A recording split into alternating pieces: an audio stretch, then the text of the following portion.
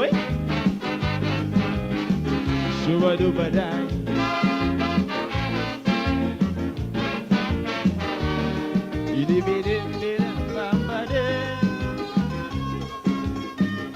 This blessed country, oh land of beauty, I pray for thee.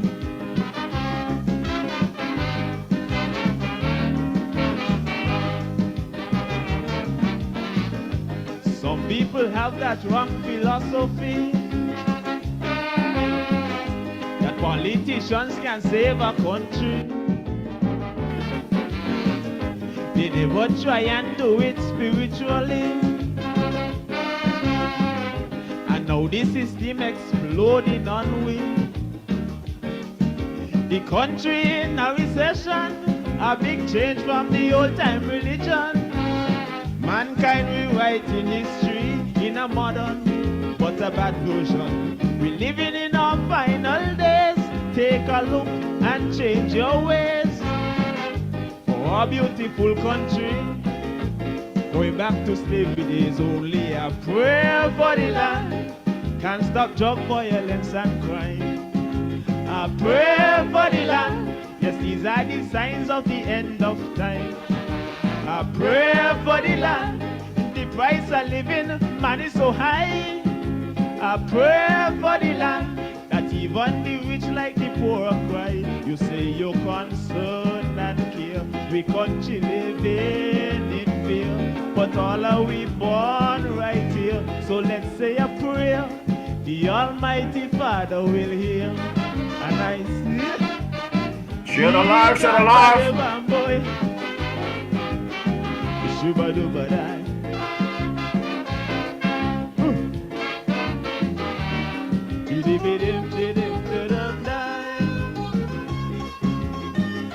Oh God Almighty, show some mercy on this our country.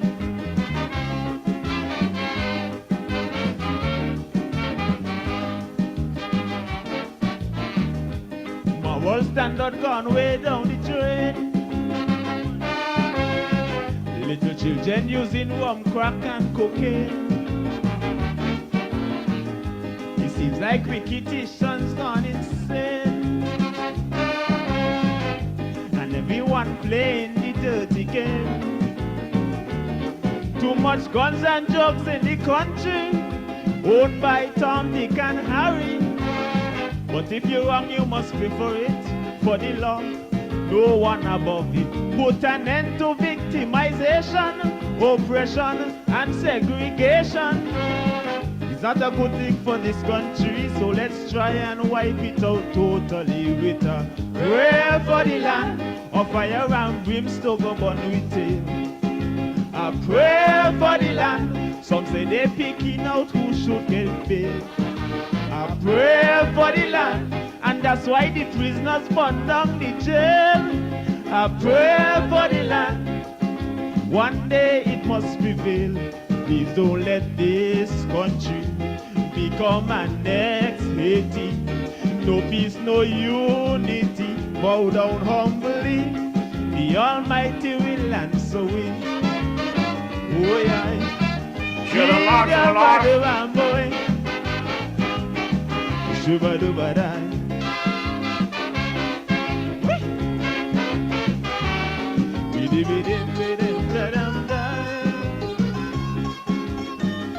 Oh God Almighty, show some mercy on this our country.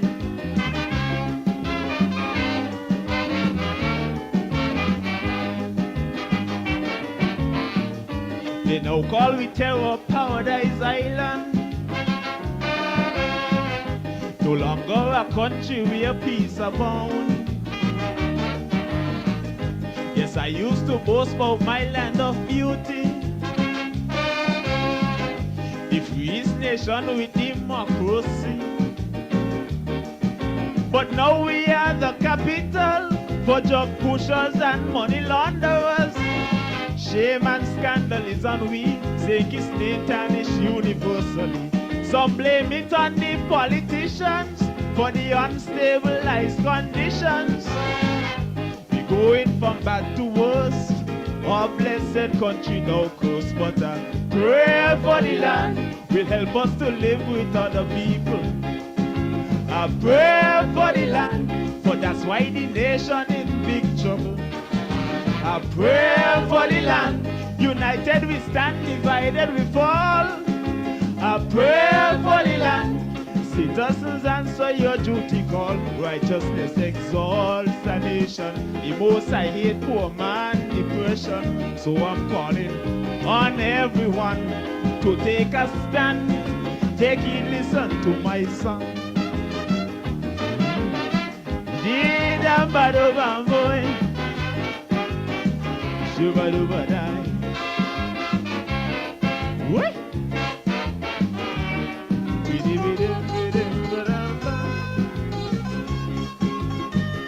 This blessed country, oh land of beauty, I pray for thee. Sound of the man King Craig. I pray for the land, pray for the Federation of St. Kitts-Nevis. I'm DJ Morrishaw, and I'm coming to you live and direct from my bunker here, the Republic of St. Paul's. Yes, I'm still here in the Republic of St. Paul's in good health and having a lovely sunny afternoon here in our beloved Federation. First, let me apologize to you, the positive online viewers of DJ Morrishaw podcast here, for the lack of streaming last evening. Facebook was doing some work on the app, and as a result, I was not able to go live last evening. Well, it's amazing that I did not know there's so many people out there throughout around the world that look forward to me on a Wednesday evening. The amount of messages on Messenger, WhatsApp messages, whoever have my numbers, the phone calls and everything. Even some of the haters and the not too good wishers, I'm surprised to be reaching out to me, want to know what's going on, everybody looking for me. So it's good that Facebook sent a very strong message to the naysayers, the fakers last night, that I could not come live. So I get to find out that some of them out there just really just banging them out. They have nothing better to do, but they look forward to DJ Morrishaw and Wednesday evening. I mean, one lady asked me now, what am I going to do with my evening? I look forward to listening to you before I go to bed on a Wednesday evening. What am I going to do? So I said, don't worry about it. Whenever Facebook get the app together, DJ Morrishaw will come and talk to the people. I just want to big up my girl, Sister Hazel Claxton. And she's one person really that was very concerned, wanting to know that I was okay. So yes, Hazel, Morrishaw is good, well and ready. Want to big up Sister Beverly Morrishaw as usual for checking on me, making sure I'm okay. Sister Ann Farrell Smith.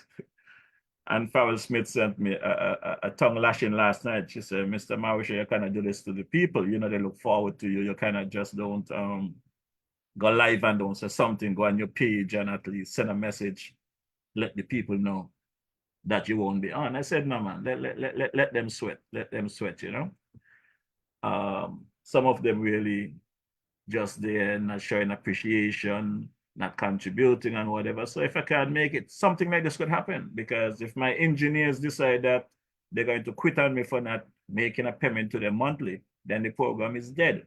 So last night was just a sample of what to come if people don't start making a contribution and keep this program alive.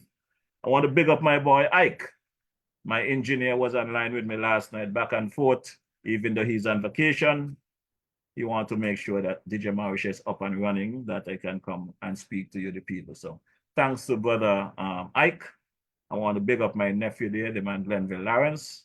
Very dedicated technician, assisting me with my clips and stuff like that. So brother Glenville Lawrence, thanks for your service.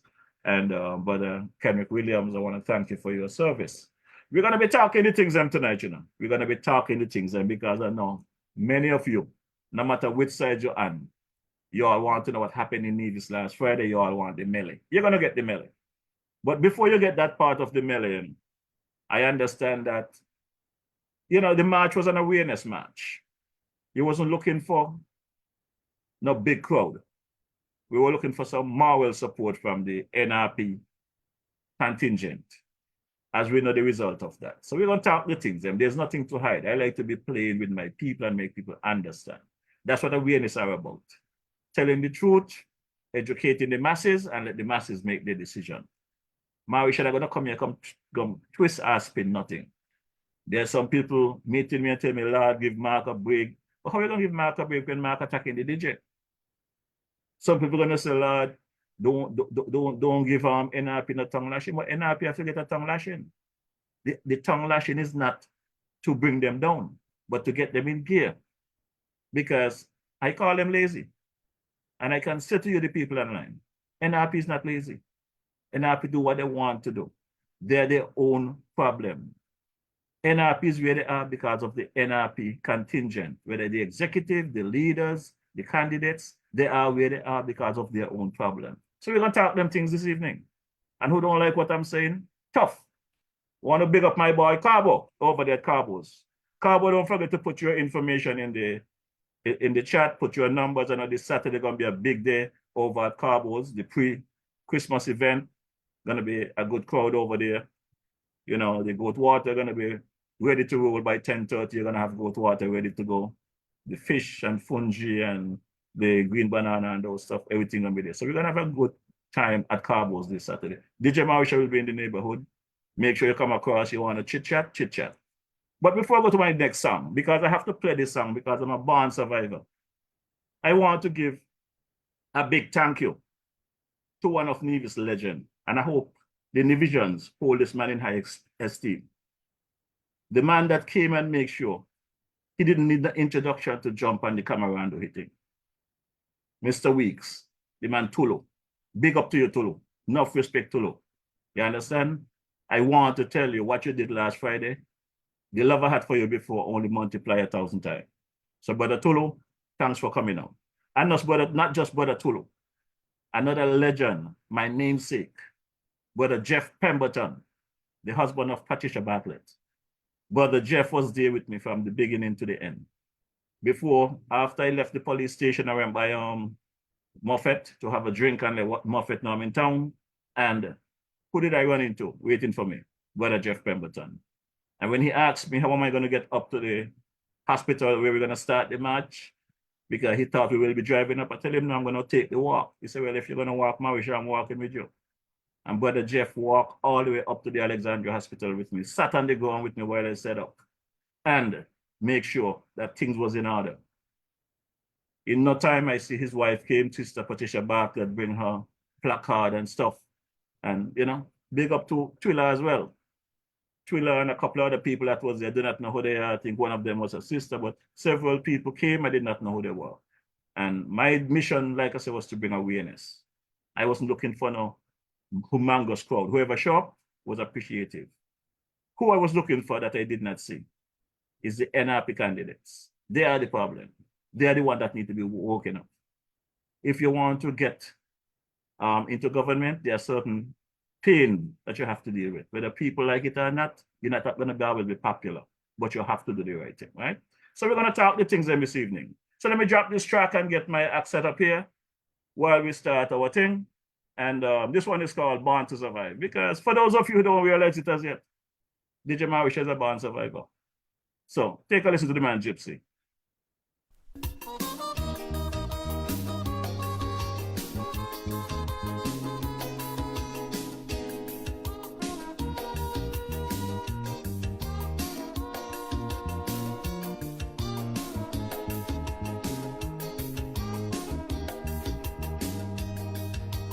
What can be worse than a 10-year-old on the cold beach of my arrow? With just the surf and the sand, a dream and a plan and no promise of tomorrow. Hungry belly cry, trouble wave bye-bye, and at that age you think life is cold. But there is nowhere to know, cause it never will show. It's all for this dungeon called the world. But I'm a born survivor. Hey, I can smile through all my adversities and laugh when their guns are trained at me, taking life one day at a time. Cause I'm sure as the night must bring the dawn, this life of mine would still go on, and who might hold the connive. of strife. I'm staying alive. I'm born to survive.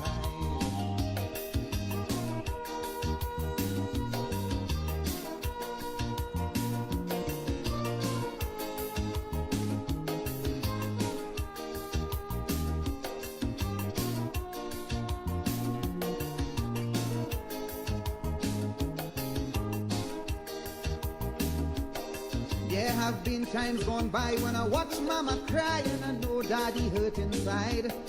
Though he worked like a man, did all that he can, but somehow he just couldn't provide all the things that we need, but somehow we succeed. Those were real trying times indeed. But then I couldn't understand that that was part of the plan that would make me a much stronger man. And I'm a born survivor, yes. I can smile through all my adversities and laugh when their guns are trained at me, taking life one day at a time. Cause I'm sure as the night must bring the dawn, this life of mine would still go on, and use my how they connive, spin their web of strife. I'm staying alive. I'm born to survive. Share alive, share alive. A war. Born survivor. That's the man, DJ Morrishaw. Alive and kicking.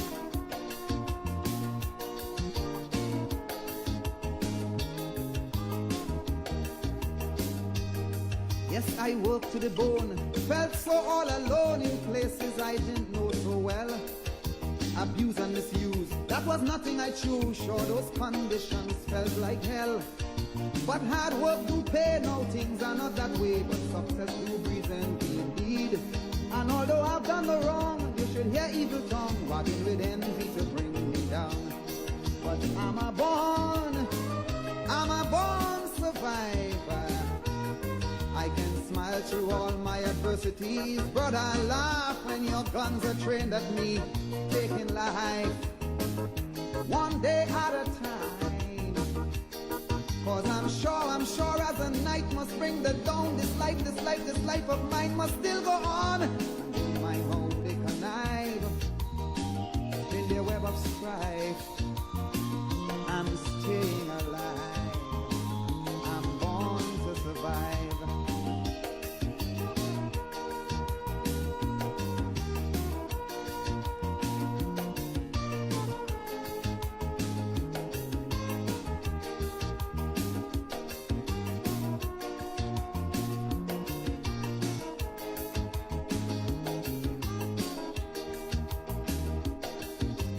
I cannot hide, yes it hurts down inside, cause there's blood running through my vein. And when the things people say sharp gets in your way, and there's no truth, it causes you pain. And when the good that you do just never shine through, you wear a smile and you do some more.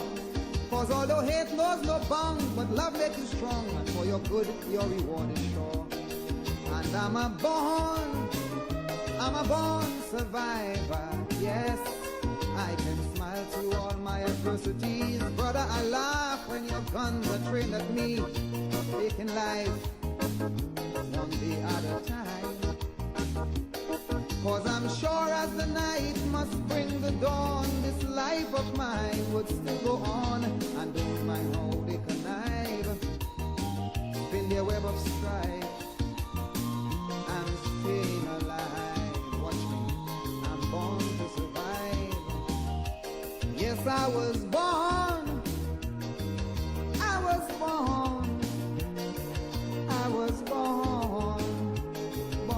to survive. I was born, yes, I was born. Yeah, man, DJ Morrishaw is a born survivor. So for those of you who did not get the message by now, you know, you have to just wake up and smell the coffee, you know, because DJ Morrishaw ain't going any place. DJ Morrishaw is a positive fellow. Before I get into the program too deep, let me say good evening to some of my folks, you know, out there. Again, I want to apologize for you folks, the real people, not the haters and makers, the people that really, genuinely love DJ Morrishaw. Sister Gwyneth Morrishaw, good evening. How are you doing? My mascot there, Sister Dorothy Allen. Hope all is well. Sister Cora Bennett. Hope all is well with you. Sister Marcia Smith, down there in the Tortola area. Good evening. How are you doing? You retired yet, or are you still there beating up those pina coladas and stuff at the kid here? Sister Angela Weeks, good evening. How are you doing? Sister Randa Brown, how are you doing? Hope all is well. Ruthven Hill, good to see you online. Diane Flanders, Visha Stapleton, good evening. Iona Door, hope all is well. Shirley Jeffers, welcome. Brother Rabuka Bass, how are you doing, sir? Good evening. Hope all is well with you. Are you back in your place of residence, or you're still traveling the globe? Ellis John, good evening. How are you doing? Hope all is well. Carol Warner, Nigel Brown, Bernadette Tyson, good evening. Maxwell DeGuaya, how are you doing, my brother? Hope all is well with you. How is the wife? Marlene Cross, Linda Clark, good evening. Sister Beverly Morrishaw, again, welcome to the ride. Jeffrey Pemberton, good evening. Angela Doe, good evening. Brother Edban Sadio, how are you doing, my brother? I've not seen you in a bit. Heard that you was down there. Hope your health is improving. Blessings to you. Holiday greetings to everyone online and your families. Dennis Maynard, Esther Edita Markman over there in the UK, how are you doing? Sister Haley Tennant there over there in Scotland, welcome to the ride. Hope all is well with you guys there in the UK. Maclean Hobson, how are you doing? Valerie Hanley, good evening, welcome. Paulette Hanley, welcome to the ride. Veronica Roberts, welcome to the ride.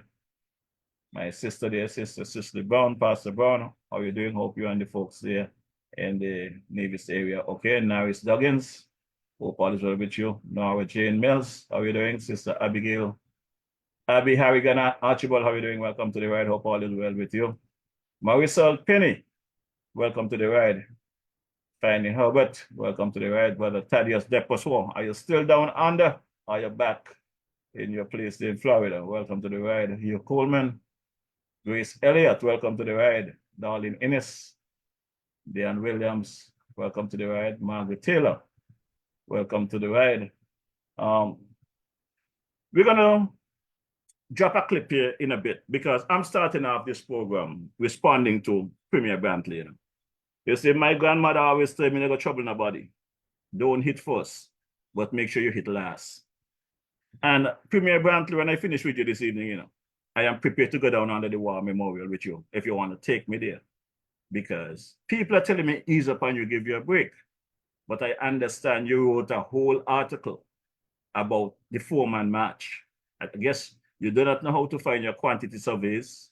You cannot calculate your money for the hospital wing in Nevis. You do not know how to report proper financial status in your NIA government, your CCM. So you also cannot calculate a few numbers. Man, if you could even count to 10 or 12, I could work with you. But when you're going to call it a four-man match, I mean, everybody knew what DJ Morrishaw said on this program. I've been calling on the NRP for some time now to hit the streets, wake you up. But I guess the NRP people, they shoes them, squeezing them, so they're free to hit the streets. And what was amazing for me, there are some people in the diaspora like Deli Case, Basso and them, Di Basso, Hazel Claxton and several others, Annette Morton, who has been pushing me, Morrishaw, we need your assistance, we need your help. We need to get a match going. And I promise the people, and Morrishaw always live up to his promises. I promise the people, even if I am going to walk the street by myself, I did that before. I was prepared to do it in New York. A few folks joined me. I did it in St. Kitts. You see government change. I was prepared to do it in Nevis. So if I am prepared to walk the street of Nevis to bring awareness to what is happening and Nevis, Premier Brantley, why are you so concerned about how many people is on the street with DJ Morrishaw? I keep telling you all, don't worry about the boots on the ground. Check me online. That is where my strength is. Whenever you want to calculate numbers, just go on the DJ Morrishaw page. You see tonight, thousands online. Last night, they're looking all over the place for me, they can't find me. As a matter of fact, for the past couple of days, I cannot walk the street of Bastille without someone tell me, well, Morrishaw guy online and Patchy Show trying to get in touch with you. Want to find you. He find you yet? Yes, the gentleman find me. You know, this is the awareness that I was trying to bring out. People who are not in sync, people who don't understand the dire need to get Nevis repaired, the dire need to get rid of Premier Brantley as Premier of Nevis. That is the awareness I was trying to bring to the people. And I was successful with that. Very successful. Because for the entire weekend, that match, don't worry about the numbers on the ground. Worry about the numbers online, the people that I reach, the thousands of people that I reached last Friday. That match went viral. It was the talk of the weekend. And still up to now, that's the talk. So you folks have to understand that we could do better than we are doing. And I'm not coming here tonight to fight with the Nevis people or the NRP. You know. You all has demonstrated what you all are. And I can't even find a word now to call you all.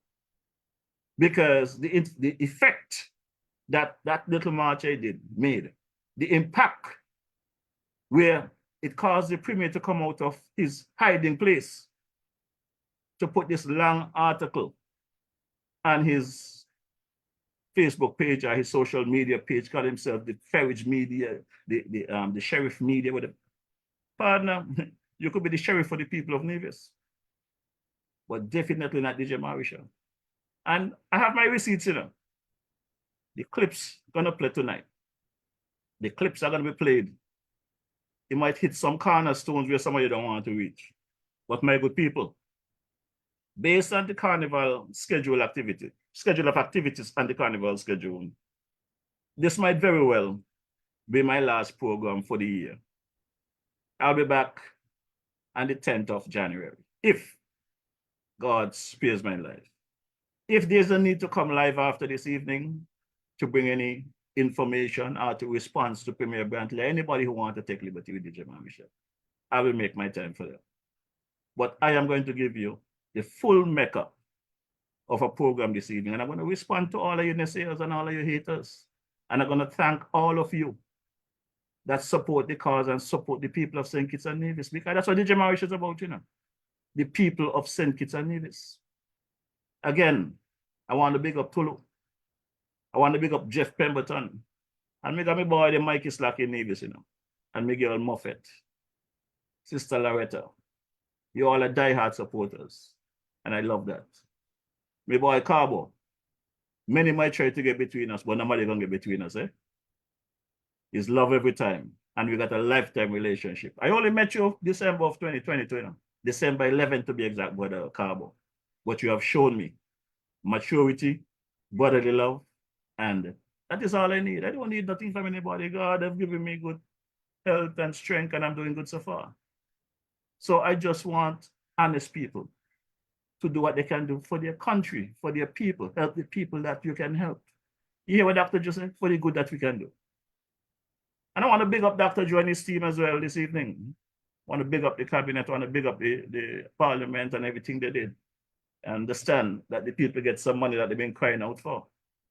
You know, people get some injection into the economy. So that everything is a party mode right now. St. Kitts is on fire, it's all party. The place locked down, locked tight. I want to big up my boy, the brother Elman Harley, Paulette, Sam Francis, Sarah Francis, welcome to the Federation. I want to big up my boy Leroy Brooks as well.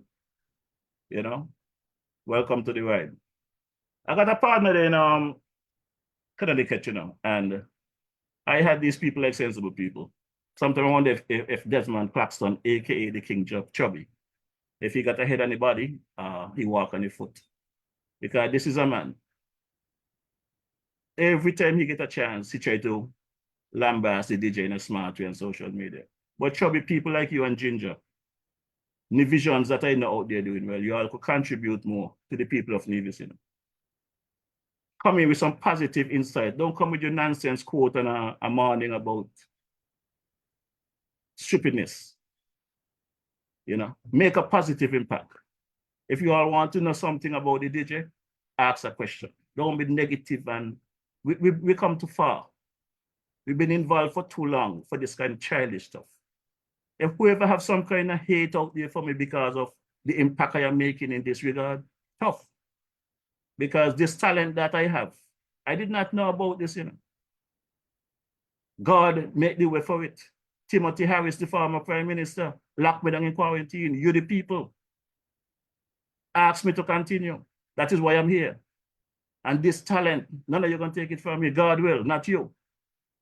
So when you all come with your all negative nonsense, you know, when you are going to come and talk about, want to tell Nevis people what to do and this and that, nonsense. And like I said, in the second part of the program, I'll get into that part of it. There's no misunderstanding, there's no hate. I don't hate anybody. I just look at situations and I deal with the situation accordingly, right? So let's start off with Brother Premier Brantley. I'm coming straight across the narrows, Brother Brantley, and I'm coming direct. And I want you to deal with these issues because I'm pretty sure you got 99.5 problems in Nevis. You got 99.5 problems in your life, but none of those problems you got is DJ Morrishaw. Is the things that you have done in life, the things you have done to people are going to catch up with you.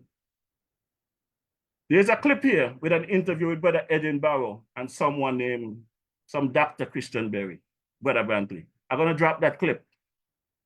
Because while you're focusing on DJ Morrishaw, I want you to tell the people of Nevis, I want you to tell the people of the world about this matter with this doctor. Take a quick listen. Good afternoon, folks. I'm here again with the man Kibo, Mr. Keith Barzy, and he seems to be a man of history. And in a conversation, no, brother Daly. I ain't ready for you yet, you know. I ain't ready for you as yet. But if you want to go first, I could let you go first, you know. But I do not want you to go first. I want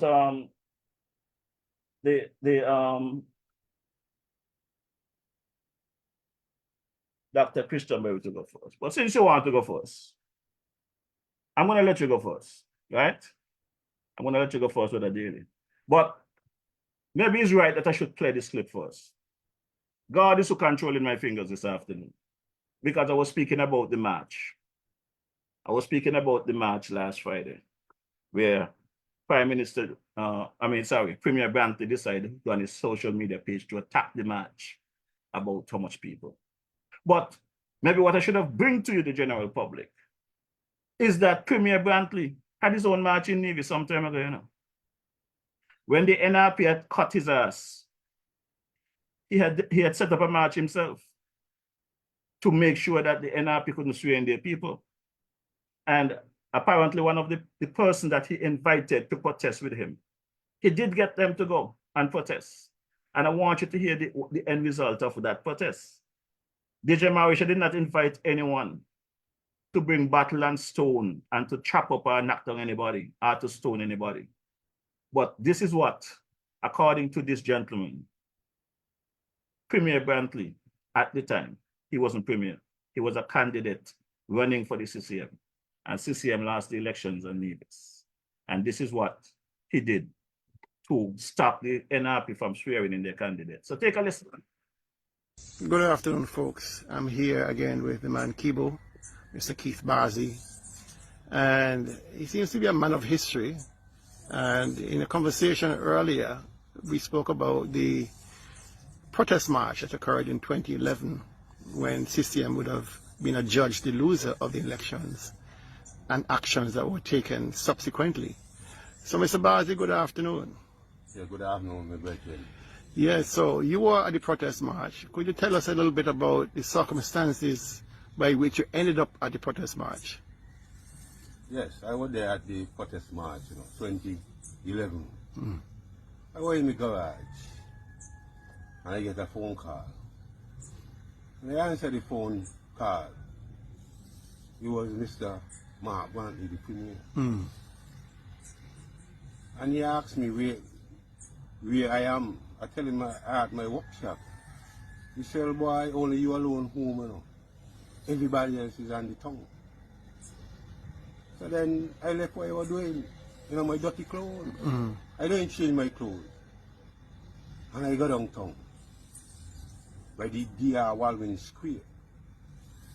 And I go down there, the BringsAwareness. The amount of people I see, right, I get goosebumps. I couldn't believe. And then I see the premier, Mark. Well, they know premier, then them telling that he wasn't premier. He was just contesting the election, and he had lose the election. But he didn't feel like he lose. So me and he started converse, you know. So he telling me he doing this protest, you know, against the NRP government and the election. Alright, well, he's a man whom he support, he's a man whom I believe, you know. So what he tell me I believe. So yes, I decided to join the march with him. We proceed going up the road.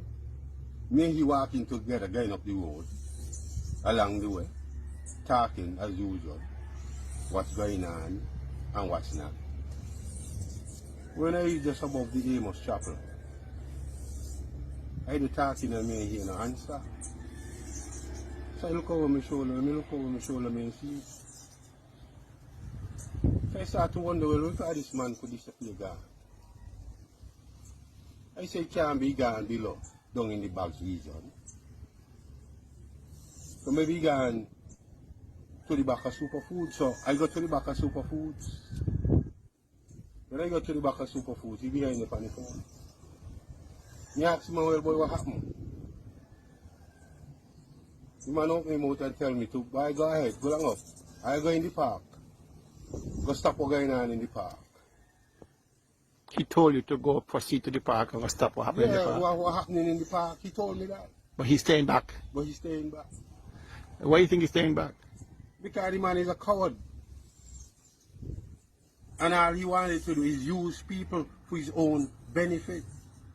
So that is when I start to really think serious about Mark Brantley. So what happened when you got to the park gate? And it was locked, it was closed. Well, the crowd proceeded and going up to the park and reach the park gate. The gate was closed. But I didn't go up by the gate. I stepped further down the road. And while I was down there watching what going on, I see Vance Amri, blessed memory, you know, came and come to the crowd and stand up in front of the gate and ask the people to move from in front of the gate and go back downtown. When we were going back downtown, I catch up with him again. My meaning about Brantley? Yes. Okay. And all his conversation was how stupid Vance is and how retarded Vance is.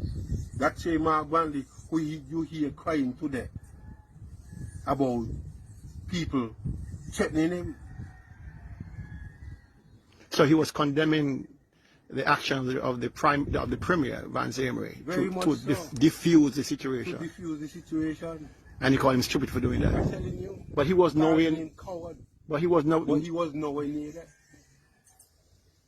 So what happened after you guys went back into town? Because I saw a video, very disturbing video, of the assault, verbal assault, and almost physical assault of the then former Prime Minister, Dr. Douglas, and his entourage that were heading back to the pier. You were in that area? Yeah, I was in that area too. So what was the atmosphere like? Well, people were there saying, let we stone him. Actually, let us stone him. I'm telling you, people were there saying, let we stone him. Stone him out of Nevis. And that is when you see I start to take Mark Brantley serious and realize who he is. So he never once tried to diffuse the situation? Never. What he did is go on radio and praise us. I must say us because I was there for our actions. Did you have any objects in your hand to throw at anybody? The boy, me had a stone in my hand, to tell you the truth. I mean, no, me not doing the stone today. Because I was so hyped. But by him. You were hyped up? Yes. By his words. By what he was saying. Because this would have been happening before. He would have been on his radio show encouraging. Yes. And that is a fact. But I don't know why Mark crying today. I don't know where Mark doing, looking sympathy. Mark crying like a baby we got on wet pampers. Mark is the man who create all kind of confusion in this country. For example, I was complaining to Mark about my farm and what's going on around my farm. For months, I was crying to Mark for months. And he never had no sympathy for me. He never sympathized up to this day. So Mark do looking sympathy? Well, it's up to the people in Nevis, you know, if they want to sympathize with that criminal, because that is who he is. But me I sympathize with Mark. Mark has created enough destruction in this country. I find it interesting that he's now playing the sympathy card, given the history, what occurred in 2011 and since then, where he's in power in 2017, and the kind of divisiveness that he has created. And even that, he's saying now that the divisiveness need to stop. Well, it's Mark who created the divisiveness in politics in this country, you know? It's Mark Brantley who created this and who, watch out, people knows that. The people in this country knows it's Mark who created that divisiveness. People know that.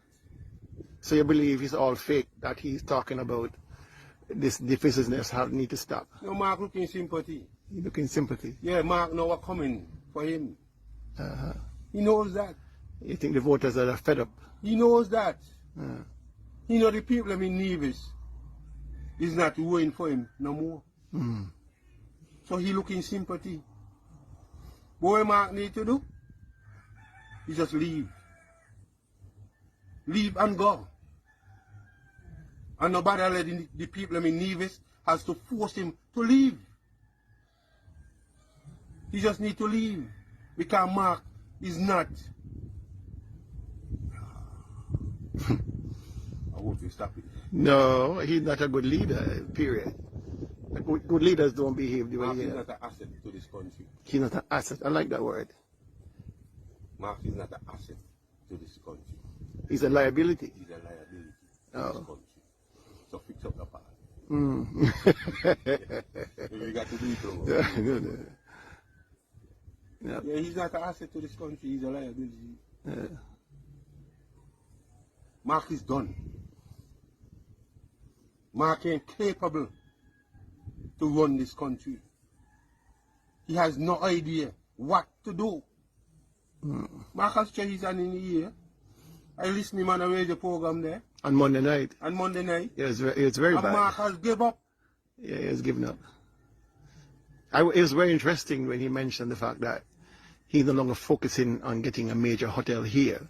He's focusing on getting the rooms that we have existing filled. I found that to be a surrender. That's a white flag. He's no longer interested in getting the investors because they keep, coming in and going out without leaving anything. He has thrown up the white flag. Virgin, investors, people with money, know when they make up fatherland people. They know that. And investors, they ain't going to invest with people who is fatherland. That's why we ain't getting any investment. So they come in, we are the cut of the jib, and decide to fly out. Yes, exactly. That's an interesting analysis. That's a deep analysis. Virgin, you know that? Yeah. He's an intelligent fella. Well, I just wanted the people to get a first-hand view of what would have occurred and the temperature at the time, the day, in 2011. And you were there, and of course you have captured clearly the kind of atmosphere of this kind of mob mentality. People were really being riled up by a man who decided to hang back after they got to the gates. And then, Mark is a man who very good at words. And not if you're intelligent. This is you got to got common sense. Okay, if you don't have common sense, he'll rile you up and make you get yourself in problems for him and take out yourself.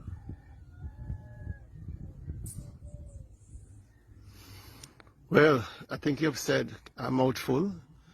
I think the people of Nevis respects your opinion. You have done enough as a tradesman, as an activist in Bath.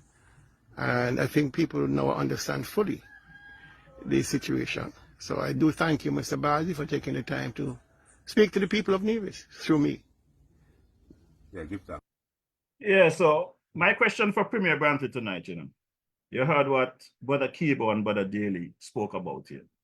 There was a protest march apparently organized by Mark Brantley at the time and whoever to interrupt the swearing ceremony of the NRP government when they won in Nevis. My question to Premier Brantley, did you go through the process as DJ Morrishaw did and apply to the powers that be? Apply to the police for a permit to do that march? Did you?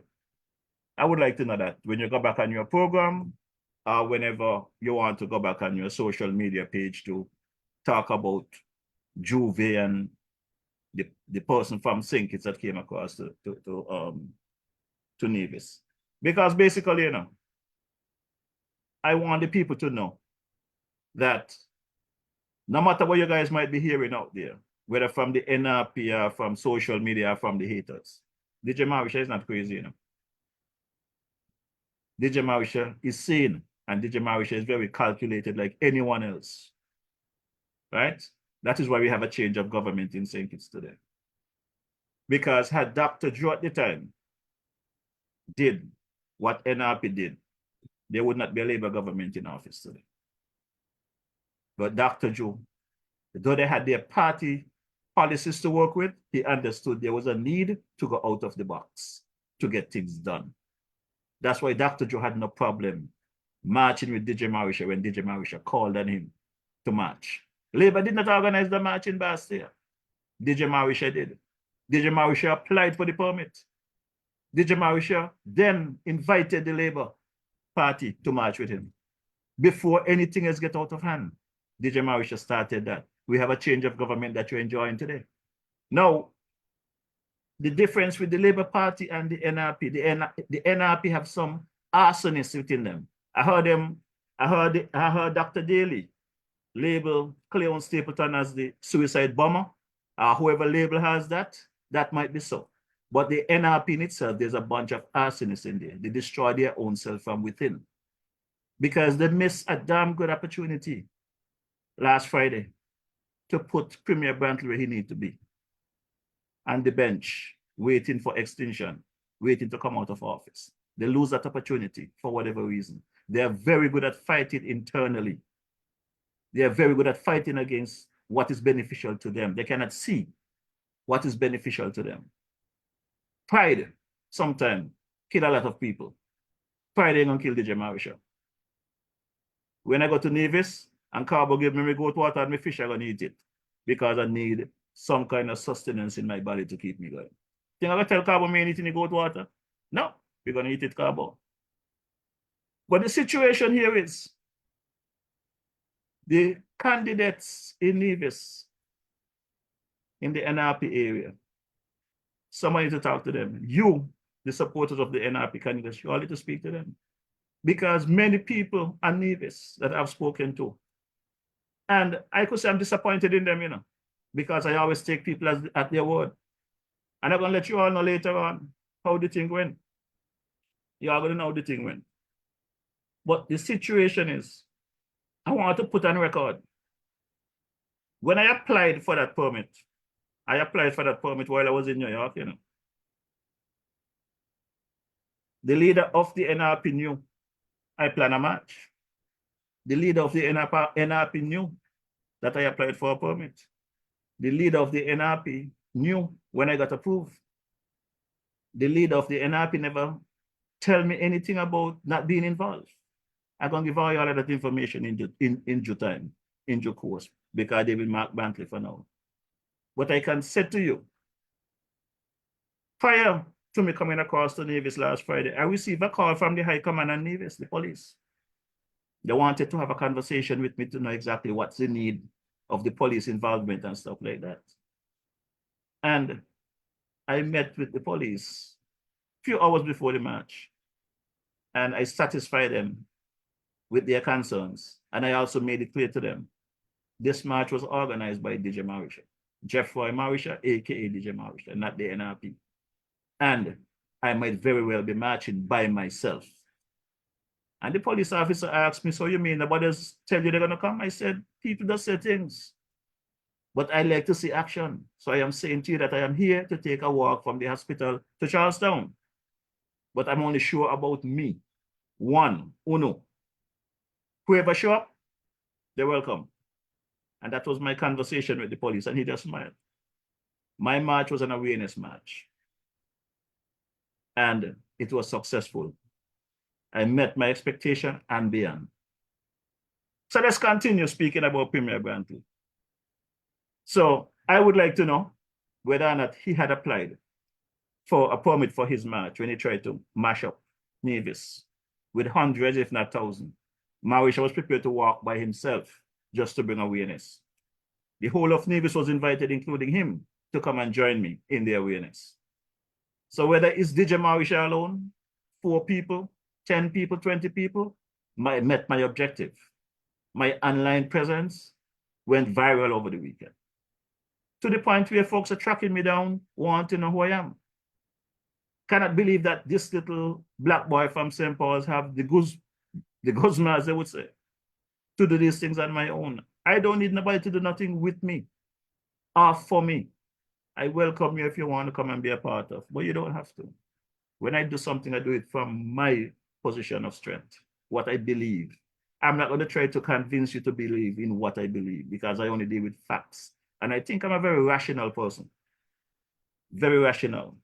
So we spoke about the march, and I'm waiting for Premier Brantley to tell me, did he apply for a permit? And if he didn't apply for it, he should still go and pay the fees, because he gets millions of dollars out of the NIA.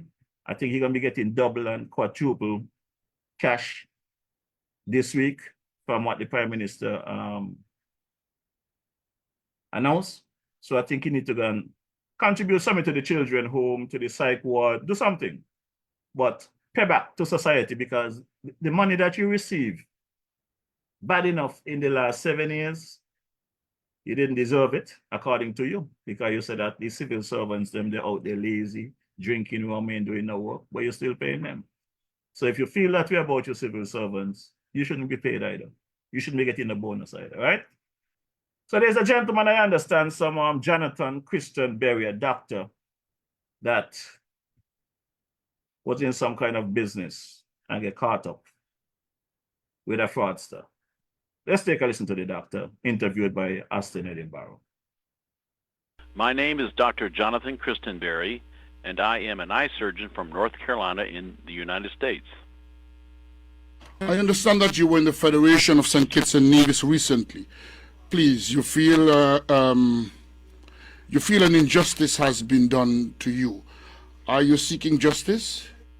Yes, I was recently in the Federation of St. Kitts and Nevis to lodge a formal complaint with the white-collar crime unit of the Royal St. Kitts and Nevis Police Force against the directors of a bogus and unlicensed insurance company that operated from Charlestown, Nevis.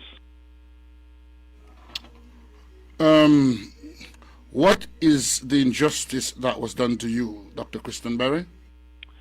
$2,500,000 US was fraudulently taken from me by this insurance company operating from the island of Nevis, and they had no license or authority to sell insurance in St. Kitts and Nevis, and the directors have refused to give my money back.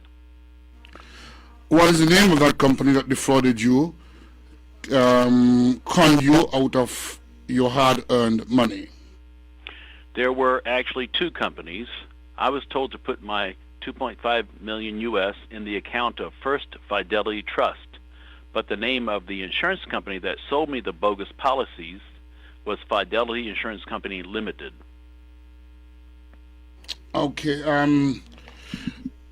the address of that company The address what is it? company was R.J. Solomon Arcade, Suite 11, Charlestown, Nevis, West Indies, which is also the address of First Fidelity Trust. When did you buy the policies from the company, Dr. Christenberry? I was told to send $2.5 US to First Fidelity Trust on the 23rd of December, 2002, and the policies, namely a life insurance policy for $2 million and a business protection policy for $500,000, were issued within a few months in 2003. Was that $2.5 million US? Yes, for both policies. So, The where and to whom did you pay the premium, Dr. Christenberry? to the account of First Fidelity Trust managed by Sharon Brantley, who then paid it to Fidelity Insurance Company. Then I learned that her husband, Mark Brantley, was a director of Fidelity Insurance Company Limited. So you were instructed to pay both premiums into the account of First Fidelity Trust, even though Fidelity Insurance sold you the policies? Yes, that is correct. Who was responsible for managing your trust? The manager of First Fidelity Trust was Mrs. Sharon Brantley, and the trust director was Mr. Keith Lee Lake. Okay, how did you come into contact with the company, and what happened to cause your concerns, or to cause concerns in your mind about the investment? I was in the market to purchase lawful insurance to protect my business when I was contacted by a man named Stephen Donaldson, who put me in touch with First Fidelity Trust. He is now under federal indictment in Tampa, Florida, along with a man named Dwayne Crithfield, who is also a director of Fidelity Insurance Company. Well, okay. So you said, who are the directors of Fidelity Insurance Company that sold you the policy? The directors are Mr. Keith Lee Lake of Anguilla and Mr. Mark Brantley of Nevis. I understand that Mark Brantley is now the Deputy Premier of Nevis and would like to ask him personally to give me my money back. Okay. What has the company told you since about your investment? Initially, they promised to give it some of it back to me if I signed a document that clears them of fraud. And they have said it was lost later when they invested in some oil company in the United States. I think these are lies. All right, then let me ask you, Dr. Christenberry, what are you asking the police to investigate? And what action would you like them to take against the directors of the company? Well, as you know, fraud is a crime. I think fraud was committed here by these directors who controlled these two companies. I'm therefore asking the St. Kitts Police to take the necessary actions like any other proper fraud criminal investigation. I've also contacted my district attorney's office here in the States, and I know that U.S. authorities are willing to cooperate with the St. Kitts Police to solve this matter. I'm also appealing to those concerned to do the right thing, and that is to pay my money back. Thank you very much, Dr. Christenberry, for talking to us at Freedom Talk. So, Premier Brantley, you need to come and talk to the people. DJ Morrishaw is not running for any office, neither in St. Kitts or Nevis. So, the public should not have any interest in me. But since you have interest in this young man have interest in you, I would like to get some clarity on this matter, what this is all about. I would appreciate it if you can come and talk to the people and let us know whether if that is fake news or whatever it is, because you seem to know a lot about other people. As a matter of fact, this next clip that I have coming up, during the Team Unity administration, you guys gave Dr. Douglas, Congress Maynard, Jeffrey Hanley, Senator Joy Clark, a whole lot of licks in there, knocked them about. You give Douglas all kind of story. You're telling Douglas that you're going to put him in the departure lounge of politics. But today, you're in Parliament, supposed to be the leader of the opposition, but you seem to be a part of the government with your action. I'm going to take you back, way back, to when you lambast Dr. Douglas about some incident in England. So let's take a listen. They say a passenger traveling outbound from Gatwick to Dubai on Emirates EK010 was detained with a large amount of cash. The passenger did not declare the cash. They ended up with a total of 78,000 US in cash, 9,000 pounds in cash, and 2,000 EC. Mr. Speaker, I have not been known to come in this house with foolishness, you know. I don't practice that. This money was seized at Gatwick Airport under the provisions of the Proceeds of Crime Act. They said the passenger with the cash was identified through his passport as Mr. Denzel Llewellyn Douglas. Yes. That was Mark Brantley, Premier Brantley in Parliament here in St. Kitts, making his report that Dr. Douglas was held up at Gatwick. You understand? That was Premier Brantley. But Douglas responded to him, you know, in true form. Douglas did respond to him in true form. So let's take a listen to Dr. Douglas' response to Premier Brantley. St. Paul's people don't play, you know. St. Paul's people do not play. They take your business while it's hot. So take a listen to Dr. Douglas. I said that the member for Nevis 9 has, in his own words, said he was a director. And I'm saying that the company had no license to be doing insurance business of this nature, and that is fraud. And I say further that the gentleman who was the subject of this scam has been requesting his money, and he's now approached the police authorities of St. Kitts-Nevis to investigate these particular actions. And I'm saying that this is a big fraud, and I'm saying at the center of this is the member for Nevis 9, who was a director of the company. In fact, it was his company that received the man's deposits. So, you guys heard the clip earlier with Jonathan Christenberry talking about his insurance. And I purposely put the clip at Gatwick in between there, because I want you guys to food for thought. Pay attention. Pay attention to what kind of premier you have at Nevis. But it didn't stop there, you know. Dougie had the opportunity to rough him up again.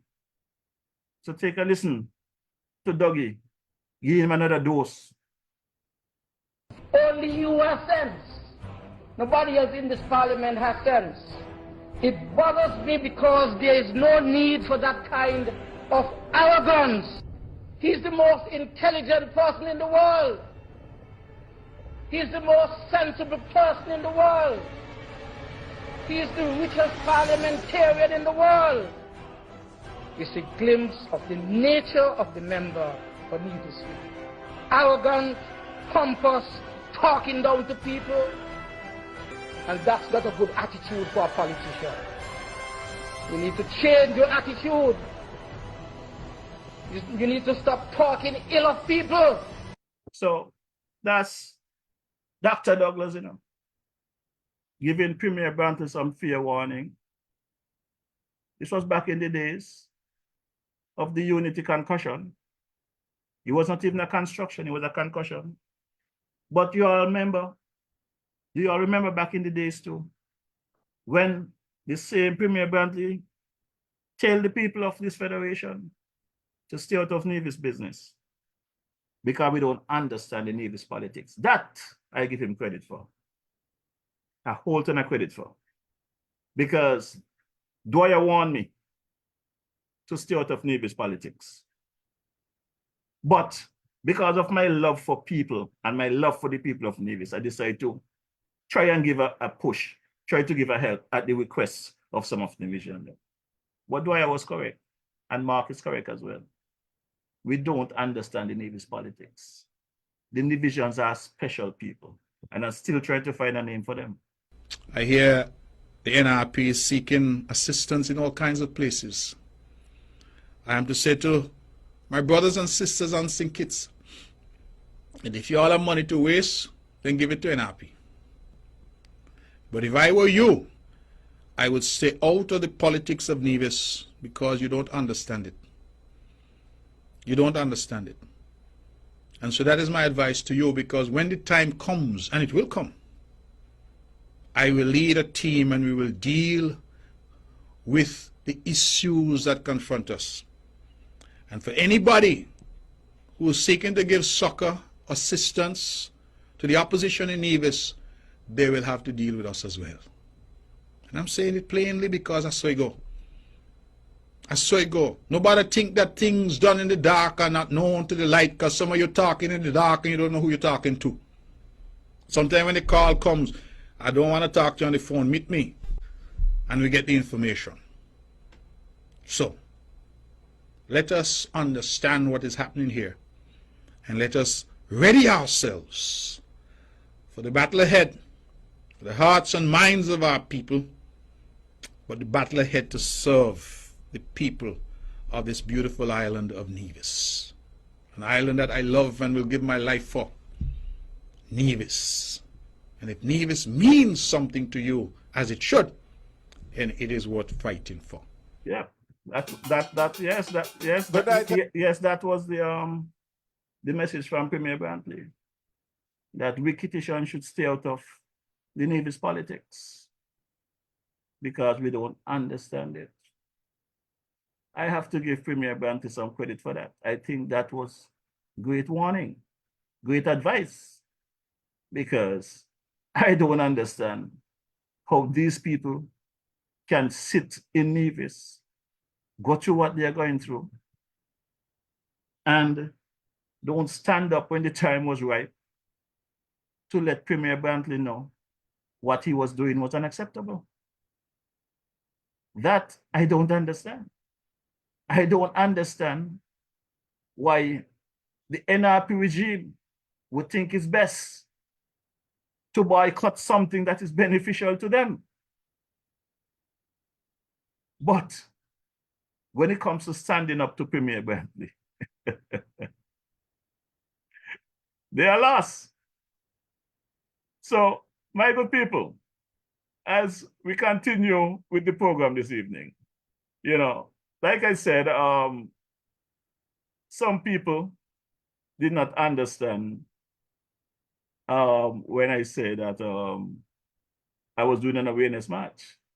But the awareness march was exactly what it was, because that awareness march basically bring the people together. People try to track me down as a result of that awareness march, because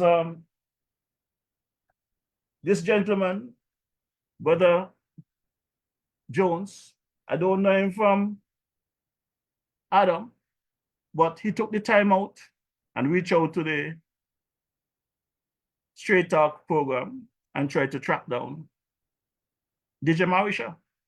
So let's take a listen to the plea coming from Brother Jones. And he did get in touch with me. I did speak with him, and at some point in time, he will join me on this program. I want to put in a quick plug for myself, man. You know, there's a guy named DJ Morrishaw. I want to get in touch with him, man. You know, I don't know if anybody out there can plug me in. I want to get a hold of DJ Morrishaw. You know, my name is Burl Jones again, like everybody should know that by now. You know, I'm from Cotton Ground, Nevis, and my number is 862-218-6422. My number is 862-218-6422. And anybody who wants to talk with me, they can reach me on WhatsApp but I want to get a hold of that guy, DJ Morrishaw.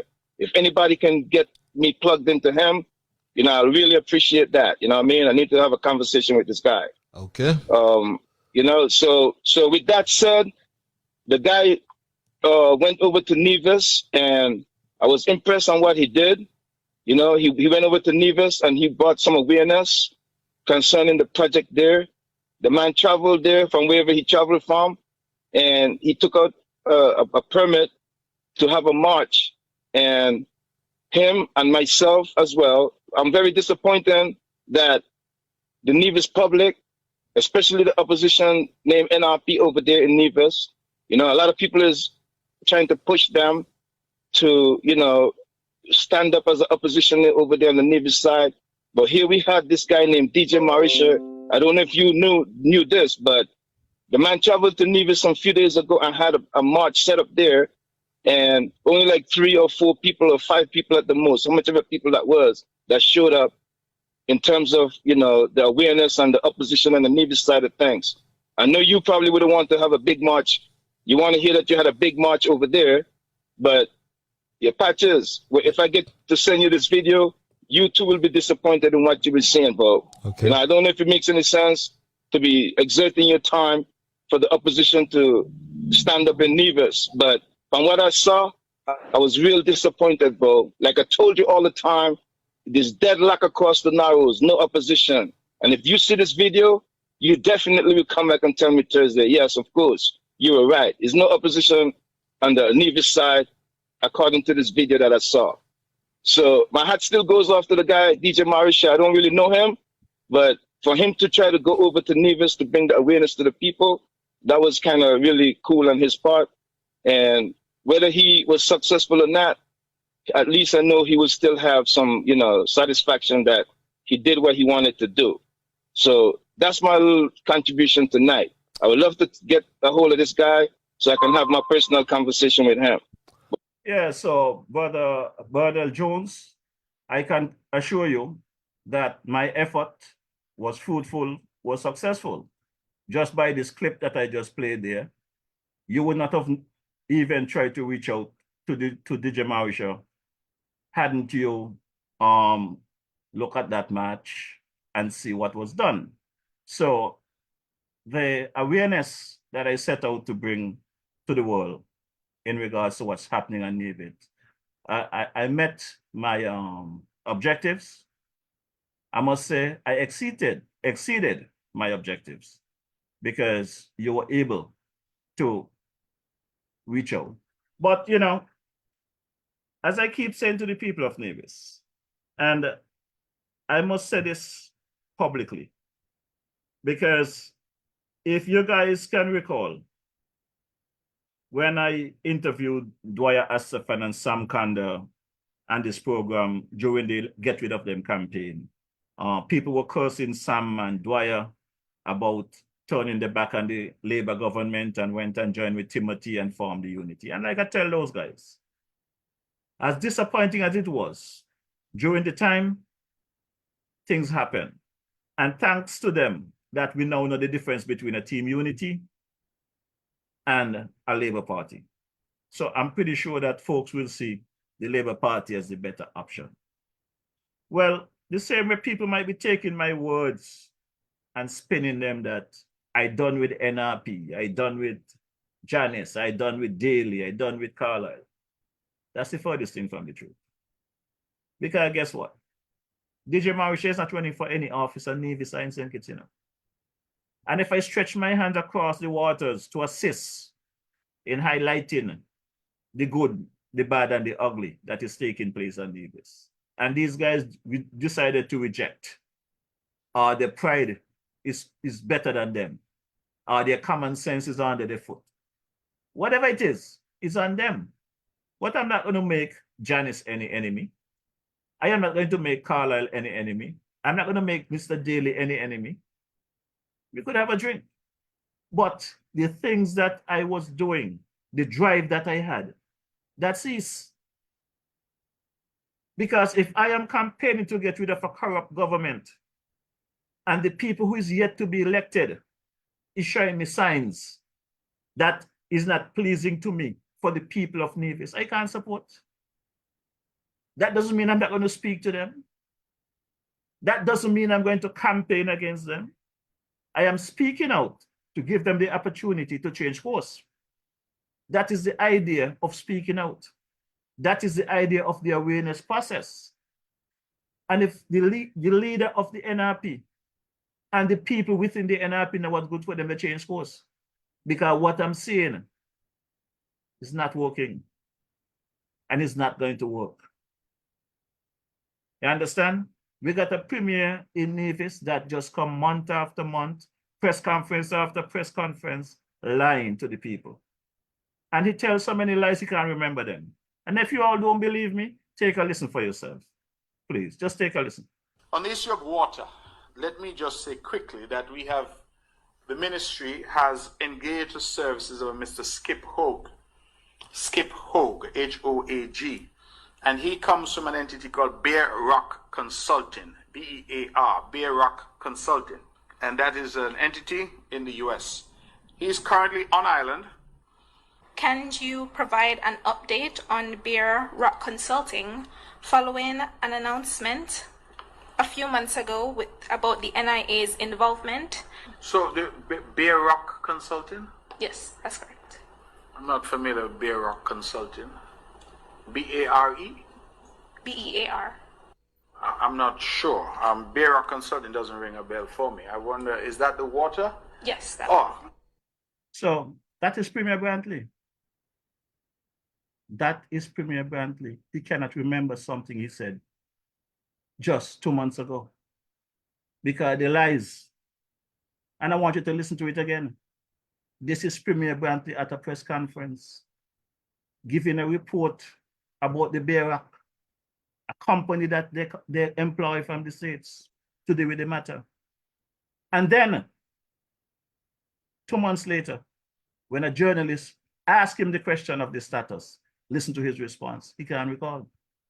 On the issue of water, let me just say quickly that the ministry has engaged the services of Mr. Skip Hoag, H-O-A-G, and he comes from an entity called Bear Rock Consulting, B-E-A-R, Bear Rock Consulting, and that is an entity in the U.S.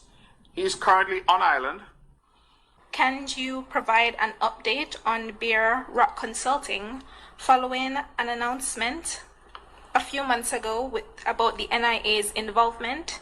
So the Bear Rock Consulting? Yes, that's correct. I'm not familiar with Bear Rock Consulting. B-A-R-E? B-E-A-R. I'm not sure. Bear Rock Consulting doesn't ring a bell for me. I wonder, is that the water? Yes. When you say Bear Rock cannot ring a bell because you're lying about it. If you was being honest, you would have your paperwork there to remind you of who is Bear Rock. And I hope you all remember this one as well, you know. The non-existence quantity survey. This is another one. In terms of the hospital project, I had hoped today that I would have had an update, but I do not. And the reason I do not is because we are still waiting on some quantity surveys that are to be done. We had hired and paid for those to be done by a professional on St. Kitts. Suffice it to say that that professional has taken the money but not delivered. And so we have been forced midstream to change course. I'm told now that we have outsourced that activity to an entity in the US, and I hope that I should be able to come back to you in short order with an update on that. And if not myself, then the Minister of Health should be able to come with an update. If that update comes prior to my next press conference, we will share that update. You see? So this is the thing that I don't understand about this guy. The lies continues. The lies just continue and continue and continue. You know? So I do not know how to comprehend. That's the word I'm looking for. I don't understand how the people of Nevis can listen to all of these lies week after week after week, month after month after month, and not taking the necessary steps to get rid of This lying pig. Because that's what he's in. He's a pig, the way he deal with people. Because we're going to go now into the Parliament not too long ago in Nevis, where he interrupted Sister Janice Daniel Hodge when she was making her presentation in response to the budget. And according to him, he was interrupting her because she did not have the facts to what she was speaking about. And I spoke to Janice afterwards, and I said, Janice, you know, you have a team of people around you. I might not be a paid advisor, but I am here to support you. Why didn't you ask for a break that day and reach out to me? Let me send you the clip on your phone that you can allow the what her name is, the president of the parliament, to listen to the clip where Mark Brantley was speaking about geothermal was going to be here in basically 2018. We are now in 2023. But let's take a listen to what transpired in the NIA assembly during the budget when he interrupted Janice. But Madam President, people must be honest and clear in their statements, because we know that on different occasions, at different press conferences, when questions are asked about the progress with geothermal energy, the response is usually, we're at the final stages. We're nearing the... I've sat all morning and listened to the honorable member opposite simply make statements, allege that these statements were somehow in the public domain, produce no evidence that these statements were made, and then proceed to seek to rebut them. It's a classic straw man approach. Now, if it is that the honorable member can point to a press conference when it was said that geothermal was at the final stages, then I will retract. But right now, I am... The geothermal project is interesting that you asked, because we had a meeting, was it yesterday, PS? Yesterday, with the technical team on Nevis, the legal team, the NEVLEC and others, and we're actually at the end stages now of completing our renegotiation, because that's what we've been engaged on. So far from abandoning the project, we are actually prepared to move forward. My name is Dr. So basically, this is what Premier Brantley did, disrupting Janice in the NIA budget address that day when she was dealing with her response. But the reality is that Premier Brantley did say sometime back in 2017 or thereabout while in England that geothermal, Nevis will be one of the greenest space when geothermal come to light and with wind farm and stuff in 2018. So let's take a listen. Well, we think Nevis is a very special place. Obviously, that's why we're in London, to try and spread that word and to ask the media here to help us in spreading that word. And one of those things that we think sets Nevis apart is its green credentials, as you put it. Nevis now has the only wind farm in the Eastern Caribbean that's functional and is providing power into our grid. We have signed a contract for a waste-to-energy plant, and that will be coupled with a solar plant.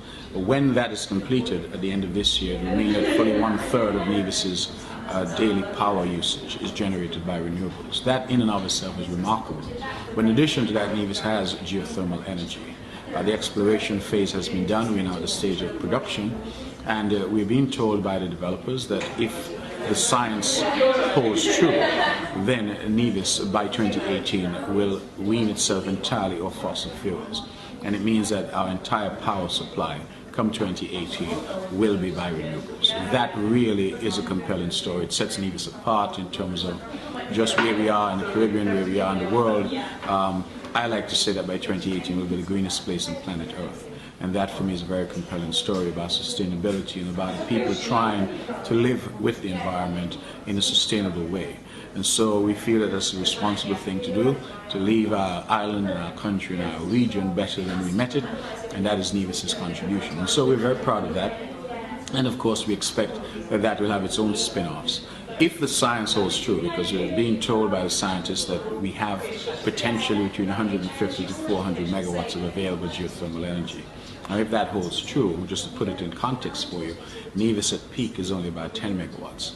And St. Kitts at peak, our sister island, is only about 40 megawatts. So it means that if we can generate 150 megawatts of geothermal energy, we have potential to supply not only all of Nevis, but all of St. Kitts with energy left over.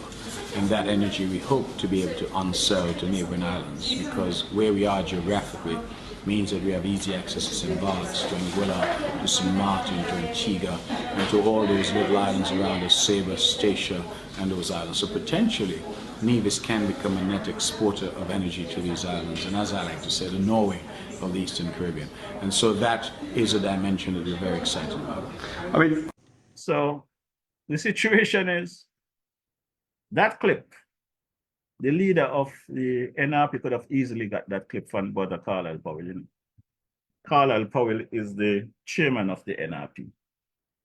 So my question is, during that response to the budget address, where were Carlisle Powell or the team of NRP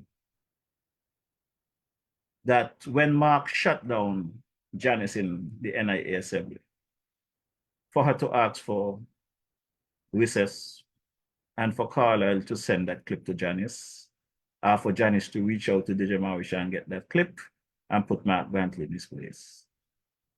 Because Janice was right on track with her response. She was right on track. So he was successful again in misleading the people of Nevis. But Premier Brantley, you're not misleading God, you know. You're not misleading God at all. But the people of Nevis will continue to lose daily. And it's not just the people of Nevis, you know, because I've said in the past, for every dollar that is wasted there in Nevis is the federal government that will have to bail out Nevis. So if you guys sitting here and you're all happy as in St. Kitts and thinking, oh, that's Nevis' problem, don't study with Nevis. You all have another thing coming. It's all of us problem. So you all better wake up and start pay attention. Because when that money have to come from wherever to help take Nevis out of a squall, then them double and bonus and ways that you are looking for won't be there now, because it will already been wasted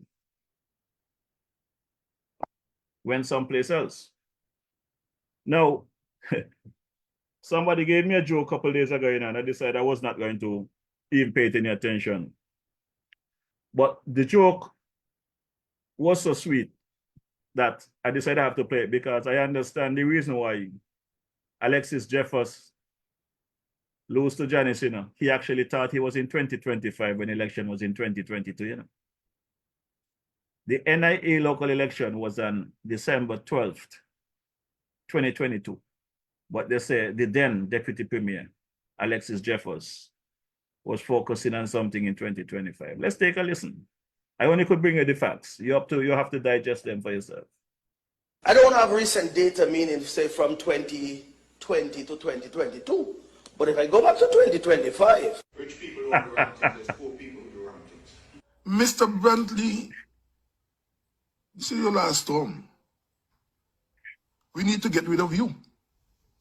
You are an elitist, and you're only looking for the rich and famous.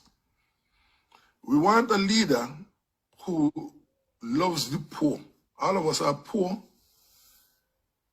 and downtrodden. We want somebody who genuinely loves us, not hypocritically make mock. Rich people don't do wrong things, there's poor people who do wrong things. So according to Premier Brantley, he's rich. And the boys in his cabinet are rich people, so they don't do nothing wrong. Only poor people do wrong things. So all of these corruption after corruption and all of these missing funds that we are trying to get answered, according to Premier Brantley, which people don't have to worry about that because they don't have to respond to, they don't have to give no justification to poor people because we are the one thieving, not them. But you know, people, I'm going to leave Brantley here for now. I know many of you online really looking forward to what transpired last Friday. And some people who are supporters of the NRP might say to me, boy, Morrishaw, leave it alone. Don't give Brantley any strength, any succor, any breast to succor. But my good people, if we're not going to be honest with ourselves and show the leadership of the NRP, or the executive of the NRP, or the supporters of the NRP, that you have to change direction if you want to get into government, then I defeat my purpose here. I would be defeating my purpose for going across to Nevis. So I have to speak. If the leadership of the NRP, if the executive of the NRP and the people that supported the NRP cannot listen to a private conversation, then they have to get it publicly, you know. And I hope they take it as just that, a conversation. Because what transpired last Friday should have never happened. The leadership of the NRP, people in Nevis knew what was taking place. In order for me, JefroyMorrishaw, aka DJ Morrishaw, to apply to the police department for a permit on the online portal, I would have to put in my route that I'm going to walk. I don't know Nevis that well to know which street go from which street to that street to that street. I don't know Nevis that well. I reached out to a good friend of mine that I had confidence in, and I say had confidence because I'm very disappointed that I did not see this friend at the match. I'm not going to call the friend name, but I reached out to a friend in Nevis who sent me the direction, and I want to thank that friend for the effort, right? And I say friend because that individual is still considered a friend. I'm not going to let politics get between me and anybody. Politics have its time, politics have its place. Friendship is a different ball of wax. I got several friends that I have met throughout this exercise and this program. Some have assist, some have not, but I appreciate them. And when I say appreciate, I'm talking about people like Alvan Brown. I met Alvan Brown on this program during the campaign for the federal election. And I was basically advising Janice to condemn Timothy Harris in order to get some support because everybody was at that time get rid of them. The mantra was get rid of them. But the leader told me that NRP policy is to support whoever have the majority of seats in Nevis. So the NRP not going to take any sides, which I think was a bad decision. Alvan, however, supported Janice, and I understood, but I believe that my position was a clearer position. But nevertheless, Alvan and I became friends following that event. And I would say more than friends. I put Alvan in a brother position. Him and I really get along. And I took some time out to go across to Nevis to be my self-appointed observer for the elections. And I want to thank Sister Hazel Claxton, Jean Sider, people like Twiller, Valina, and all the folks there for the vision for Nevis organization, NFN, because I wasn't looking for nothing from them. I was coming down to do my thing. And they did make a contribution towards me because they realized I had put in a lot of work for them, did not charge them. And I appreciate them for their contribution. I said that to say this. A great deal of people in the diaspora have spent serious money. Some of them spend what they don't have to secure a safe passage for Nevis to see the back of Premier Brantley and his CCM regime. But again, to me, because of the lack of work, things that could have been done differently, CCM stand a chance to get in there. So when I got down to Nevis, you know, I was by Moffett Slack as usual. That's my first base. When I stopped there, I go by Moffett, I go by Sister Loretta, and I go by Mikey, which is Moffett's brother. Then I go by Loretta over at the Culture of my bar, and I go across the road. I did not know Cabo. Did not know a thing about who is Cabo. But when I was down there by Moffett, Alvan introduced me to Cabo. That is on the 11th of December, 2022, when I met Cabo. And Cabo was hustling. He said he got to get back to his home because he's doing some cooking and whatever. And Alvan tell him, no problem, we're going to pass by. And I was surprised. When we got by Cabo, Cabo was actually cutting up his seasoning to cook his goat water and thing. And he took the time out and gave me a walk through his banana walk, his breadfruit and stuff there and whatever. And I sat there, we had some drinks and talk and everything, got acquainted. And before you know it, Cabo came and gave me a bowl of goat water and asked me to try it out. And for you folks here online, I think you all should know, from that one bowl of goat water, Cabo and I is joined at the hip. And I have been back several times. I have sent several people there who have confirmed what I have said. The man just bad on the goat water. He just can't cook goat water. Many things have happened to Cabo since our meeting.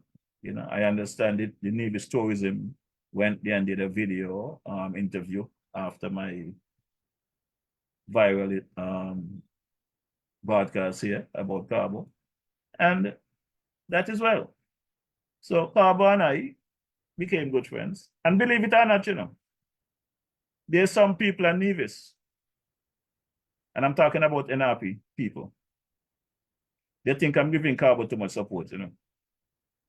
Now, I look at Cabo as a poor man that is struggling, and I see the need that he should get help, and I help him. And some people have a problem with that. And we, as a people, we got to stop fighting down each other. That is how I met Cabo. And like I said before, I'm not 100 years old, but it's like Cabo 100 years. So Alvan and I, we are now family, we are concerned. Cabo is another addition to the family. And then I received a phone call from a gentleman, told me his name was Elvan Ellie. And we had a good chat about Nevis, and he gave me his experience on Nevis and what he can do to help Nevis, and he's not been given the opportunity and whatever. And I listened to him and I decided, well, partner, there's enough space under the tent for anybody who wants to be a part of DJ Morrishaw Productions. DJ Morrishaw Production is not a money-making organization. We do what we can do to help the people, whether home or abroad, around the globe. And I explained to him what this program is about and whatever.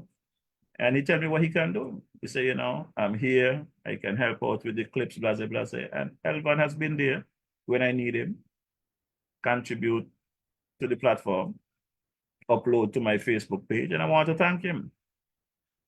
And I want him to know that I appreciate everything that he has done. Just the same, I want to thank his wife, and she don't like when I hail her up and stuff like that because she's not the kind of public person. But you got to big up people when they do things. So there are some people I have to highlight. Alvan is one of them. Carbo, Moffett, Jeff Pemberton, Loretta, Mikey Slack, you know. But there are some people that I have met, and they kind of have me thrown in a tailspin because the conversation has been so positive over the months. And then within a matter of weeks, up to the March last week, you find out that these people really, the mouth is saying one thing, the body action is saying one thing, but the things that they say behind your back and the things that they do is amazing, that you're trying to help them. And instead of them accept the help, they feel like, well, you're trying to take over the business, as Delhi said in one of her posts there in the chat last week, that I can't go into somebody's house and tell them what to do. Well, Delhi, I didn't go into nobody's house and tell them what to do. You're the one that asked me to help NRP. You're the one that begged me to help NRP. You're the one that encouraged me to set up a match. So instead of you getting upset with me for talking the truth, you should get upset with the NRP people, the NRP executive and the leader for the nonsense that they did. Because the leadership of NRP, the chairman of the NRP, Patricia Bartlett, Hensley Daniel, Carlisle Powell, and Daly, they was always in the loop in every move that I made. They knew that I applied for a permit. They knew that the permit was approved. When Alvin Brown got the message that the permit was approved, they get it before him, you know. But Alvin is the one that posted on Facebook. But the leadership of the NRP, and including Carlisle Powell and Kelvin Daly, they knew. Nobody objected to the match. Nobody said whether they're coming or they're going. They said, okay, and that was it. The Monday before the match, last Monday, I reached out to Janice Daniel about the match. And when I spoke with her about the match, what she said to me was, okay. And following okay, she said, DJ, you know, my event is tomorrow night, Tuesday. Are you coming over for the event? I said, which event is that? She said, my 1-year anniversary in the NIA, in the opposition. I said, congratulations, I forget all about that. Send me the information, I will come by. And she WhatsApped me the flyer, you know. And being who I am, want to be supportive to the fullest.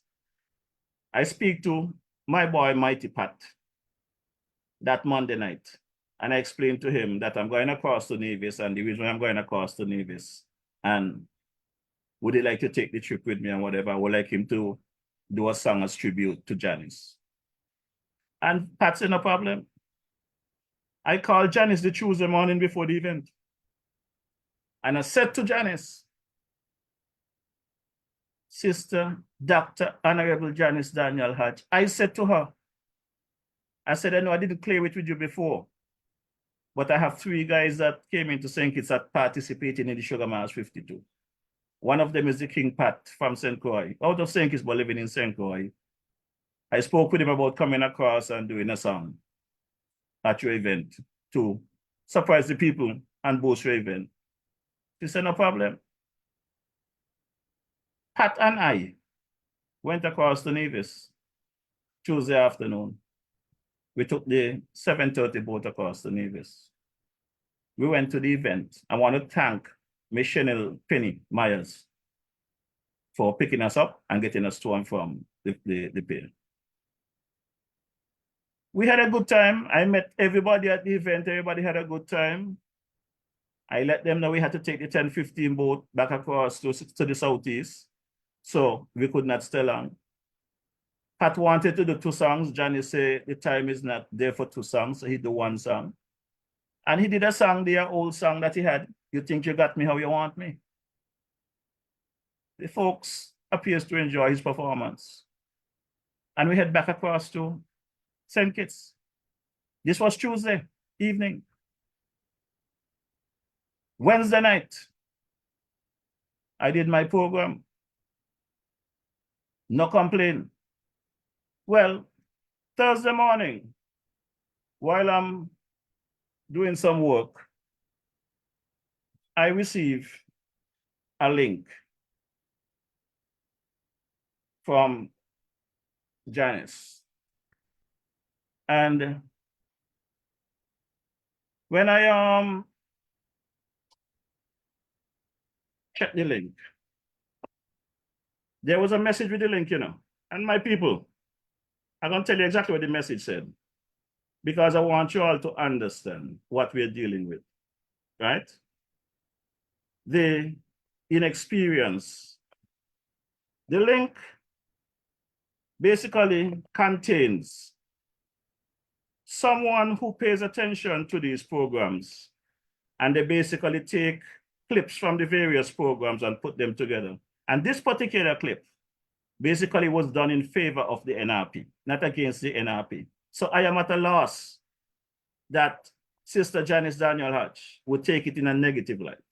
I'm going to play the clips in a bit, but the clip that they put together was a clip that I did a couple of weeks earlier when I spoke about the laziness and why Carlisle and Tulu and them did not go down and support Pat Bartlett at the protest. They spliced that clip. Since that statement, I want to tell you the people online, you know, I had Kelvin Daly and Carlisle Powell on the program following that clip, following those words. Both of them came on the program and we had a very lovely discussion, very interactive discussion. So I don't see that as an issue. But somebody took the clips of what I was saying and something that Mark said on his On the Mark program, and they spliced them together side by side. And that is the link that Janice says to me. And below the link, good morning, DJ. I am very disappointed that you took that approach. I will not be able to take part in your march under these circumstances. Well, I know that DJ Morrishaw did not do anything, and I did not take any approach. So I reached out to Janice. She didn't answer her phone when I called. And while I was about to send her a message, she called me back and gave me a tongue lashing. And basically what it was, the people that I am supporting on Nevis, the NRP, to get into office, basically, in my view, was basically accusing myself and one of my technicians of undermining the NRP when I'm working overtime to bring awareness to what's happening on Nevis and in an effort to help out the NRP. So I'm going to play the clip now that was in that link. And I'm going to play the second clip, which follows Mark Brantley. And before I even play the clips, I'm saying to you folks, even if you don't listen to what DJ Morrishaw is saying, listen well to what Mark Brantley is saying. Because what Mark Brantley is saying, he's spot on, you know. What Mark Brantley is saying, he's spot on. NRP have some of the best talkers. They prosecute the case good. They prosecute Mark Brantley and the CCM well, night after night, and tell me and target. Whenever they speak, they prosecute the case well. They follow the Constitution. They got everything. They have a winning case, but time for action, they're not there. The NRP could have easily won the 2022 elections. They gave it to the CCM because they were not in class. They wasn't listening to DJ Morrishaw. They was not in class. Even after, in my view, the election was stolen, they had another chance to take it to court. And after weeks of begging them to file the cases again, that was done wrong. They throw it away again. And you're telling me now that there's another opportunity with all the wrong that Premier Brantley have done to Nevis. You all decide you all don't want to organize the march.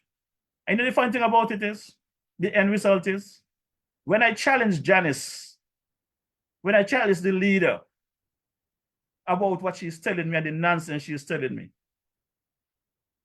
then she's going to tell me, well, the people want to know if it's I running the NRP or DJ Morrishaw.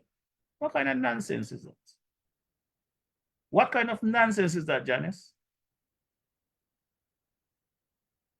Show some leadership. DJ Morrishaw is bringing something to the table that you all could use. You all not doing DJ Morrishaw a favor. And another dumb argument that Janice is giving me, and I call it a dumb argument.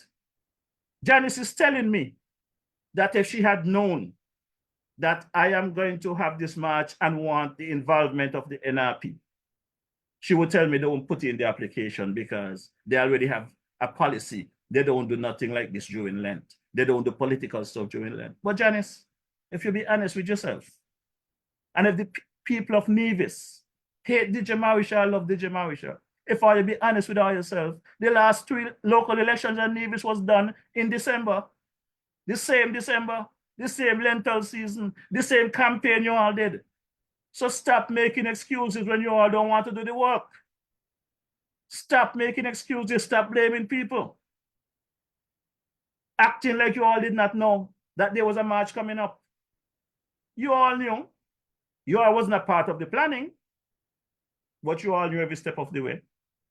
So when I got the call from the police officer, and he decided to interview me prior to the march, he asked some very straightforward questions. Who organized the march? JefroyMorrishaw. Is there anyone else organization, group, individual that is a part of this organization? No. One man organized the march. JefroyMorrishaw, DJ Morrishaw. That's it. How many people you expect to have at this march?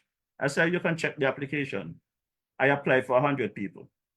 It's very possibly going to be just I alone. The officer smiled. He said, you mean you're alone? Nobody offered to come and join you or whatever? I said, people said they're coming, you know. But with the history of Nevis people that I've seen, I do not know they're going to come. So I know there's going to be one person there for sure. JefroyMorrishaw. If anybody will show up, fine. But JefroyMorrishaw is doing an awareness march. That was the conversation with the police officer. He said, okay, the police will be providing some security for you. So don't worry about anything if you see the police around. I said, no problem. You know, the funny thing about it is, when I got off the boat and heading towards the police station to speak with the police, I ran right into Kelvin Daly. And I said to him, I said, Kelvin, as you called me last night, I must say this morning after 1 on my US number. Why are you calling me on my US number and you got my local number? He hold up his phone, he said, my 2 phone crash. And I said to myself, 2 phone crash 1 time? And he still didn't answer my question. My question was, why are you calling me on my US line at 1 a.m. when I'm at the semifinals, when you have my local number? But I look at it this way. Kelvin Daly called me on my US line at 1 a.m. when I'm at the semifinals, because later on he could say he called me, he didn't get me, which is bullshit, right? And he said to me, he going to Digicel to get his phone fixed. I said, well, your brother just came down from New York. Why you didn't tell him your phone name is badly, he bring your phone? He said, boy, I wish I did not. But Kelvin Daly knew he wasn't coming to the match. He could have been man enough to tell me he's not coming. I would accept it. But don't lie to me and tell me you're coming to the match when you know you're not coming. Because at the end of the day, like I said, there's nothing for me to benefit. I'm not running for office on Nevis. So it doesn't matter to me whether Kelvin come to the march or not. It's to the benefit of Nevis. And if you all don't want to come to the march, tough. That's your problem. That's not Morrishaw's problem. But he didn't stop there. He didn't just not come to the march. He had conversation with people, and words like Morrishaw believe he has the right to insult the party and our leader. NRP is a national party, and we will not be dictated to by him or anybody else. He organized his march outside of the party and expect us to simply follow him. So now he's our savior. I don't think so. Kelvin Daly, those words gonna come back to haunt you and the NRP, not Morrishaw. Because Morrishaw don't think he's the savior. Morrishaw is an asset to NRP. And I don't think NRP have any respect for Morrishaw and what Morrishaw have done. So Morrishaw take a step back. Morrishaw have not abandoned the people of Nevis. Morrishaw is with the people of Nevis 100%. Whoever shows the leadership and the respect for the people of Nevis, they have my support. So it's up to you, Mr. Daly, Carlisle Powell, the leader, Janice Daniel, and whoever, to show me where this young man could support you through this program to get into office. Because right now, the answer is no. As we speak, the answer is no. I have to see and feel within myself that I am not trying to get out a bad government to put in another bad one. I must feel that when I'm campaigning against a wrong, I'm not replacing it with the same wrong. I must be able to replace it with improvements. And listening to the leader, you know, the leader is not different to Brother Daly, because the leader have comments like, there comes a time when you have to avoid the perception that you are being led by others and not being guided by the wishes of the people. But Janice, I could tell you, you know, if you was being guided by the wishes of the people, you would have had a couple of demonstrations in the street long time and Premier Brantley would have been gone. But you are not being guided by the wishes of the people. Something else guiding you. You're not being guided by the wishes of the people. So I am speaking to you all plain. In plain Nevis Palang. Get up off your backside if you want something to be done and show the people of Nevis that you all deserve their support. That is what you all need to do. Get up off your backside. I'm going to say it again. And I'm going to play these clips because these are what you sent to me, justifying. And the bad thing about it, you know, Janice, wherever you was, you make sure you call people to tell them you're not going to the match. People must know these things. These are not secret. You did not just don't show up to the match. You call people to tell them you're not going. And up to when they tell you that you should be there, you still wasn't there. So you know who filled the void for you, Janice? Tulu. Tulu filled the void for you. Because Patricia Bartlett was at the march, you know. But as you're deputy of your party, and I realized that there's some dissensions within the party, I chose not to get Patricia involved. So Tulu stood in and Tulu did a damn good job. But Pat was there. And I show her my appreciation and I thank her. She showed some leadership. So maybe you all need to turn over the leadership to Pat. Pat might have the balls to take on Mark. Or the guts to take on Mark. Because for some reason you're all running around this Mark guy. Who is Mark? A man like you, coward like piss. Coward little boy. Where you all have him like this big giant. Because you're all free to walk on your own street of Nevis. Let's take a listen to the clips from the link that Janice sent to me. I'm going to talk to my boy, Carlisle Powell, you know. My boy, Kelvin Daly. My boy, Tulu. My boy, Henry Daniel. And anyone else who's going to tell me that they was happy that Patricia Bartlett, a candidate for Nevis, that won in the last election, they was happy that she showed up down at the NIA Assembly for the second reading of those amendments by herself. And any one of you are going to come tell me that you are serious about this thing, you all need some bull but in your ass. How are we going to make sense that this man is destroying Nevis? You guys come on your program week after week after week and you all are prosecuting him well because you guys have the facts. But time to put boots on the ground, you all stay home. And I'm going to hear bullshit about, oh, I wish Pat had told me she was going down there. That is bullshit. That does not make sense. Carlisle Powell, as the chairman of the NRP, you should be the first one down there. You should be, you have your program weekly. You should be mobilizing people to go down there. Pat should not have to tell you he's going down to the NIA to stand up. All of you have to wake up, man. Wake up.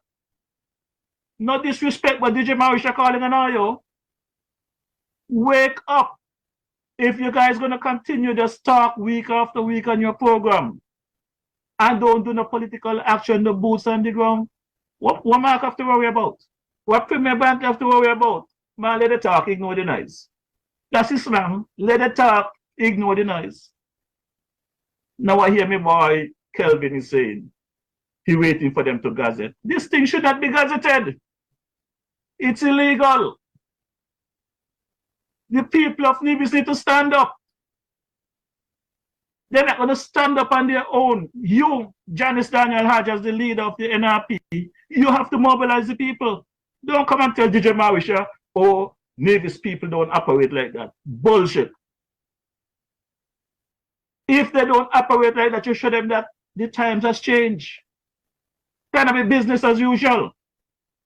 Whatever they was accustomed to doing back then, there was people back then who had a conscience. People like, I understand, Simeon Daniel, Premier Parry, Premier Amway, they had a conscience. This Premier Mark Banter does not have any conscience. He will not stop until... You see, that was the first clip that that individual put together. A clip from a show that I did maybe about 3 weeks prior.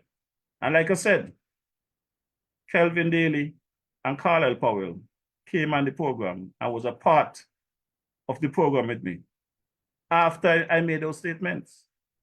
But that individual tried to compare what I said to what Mark Brantley says.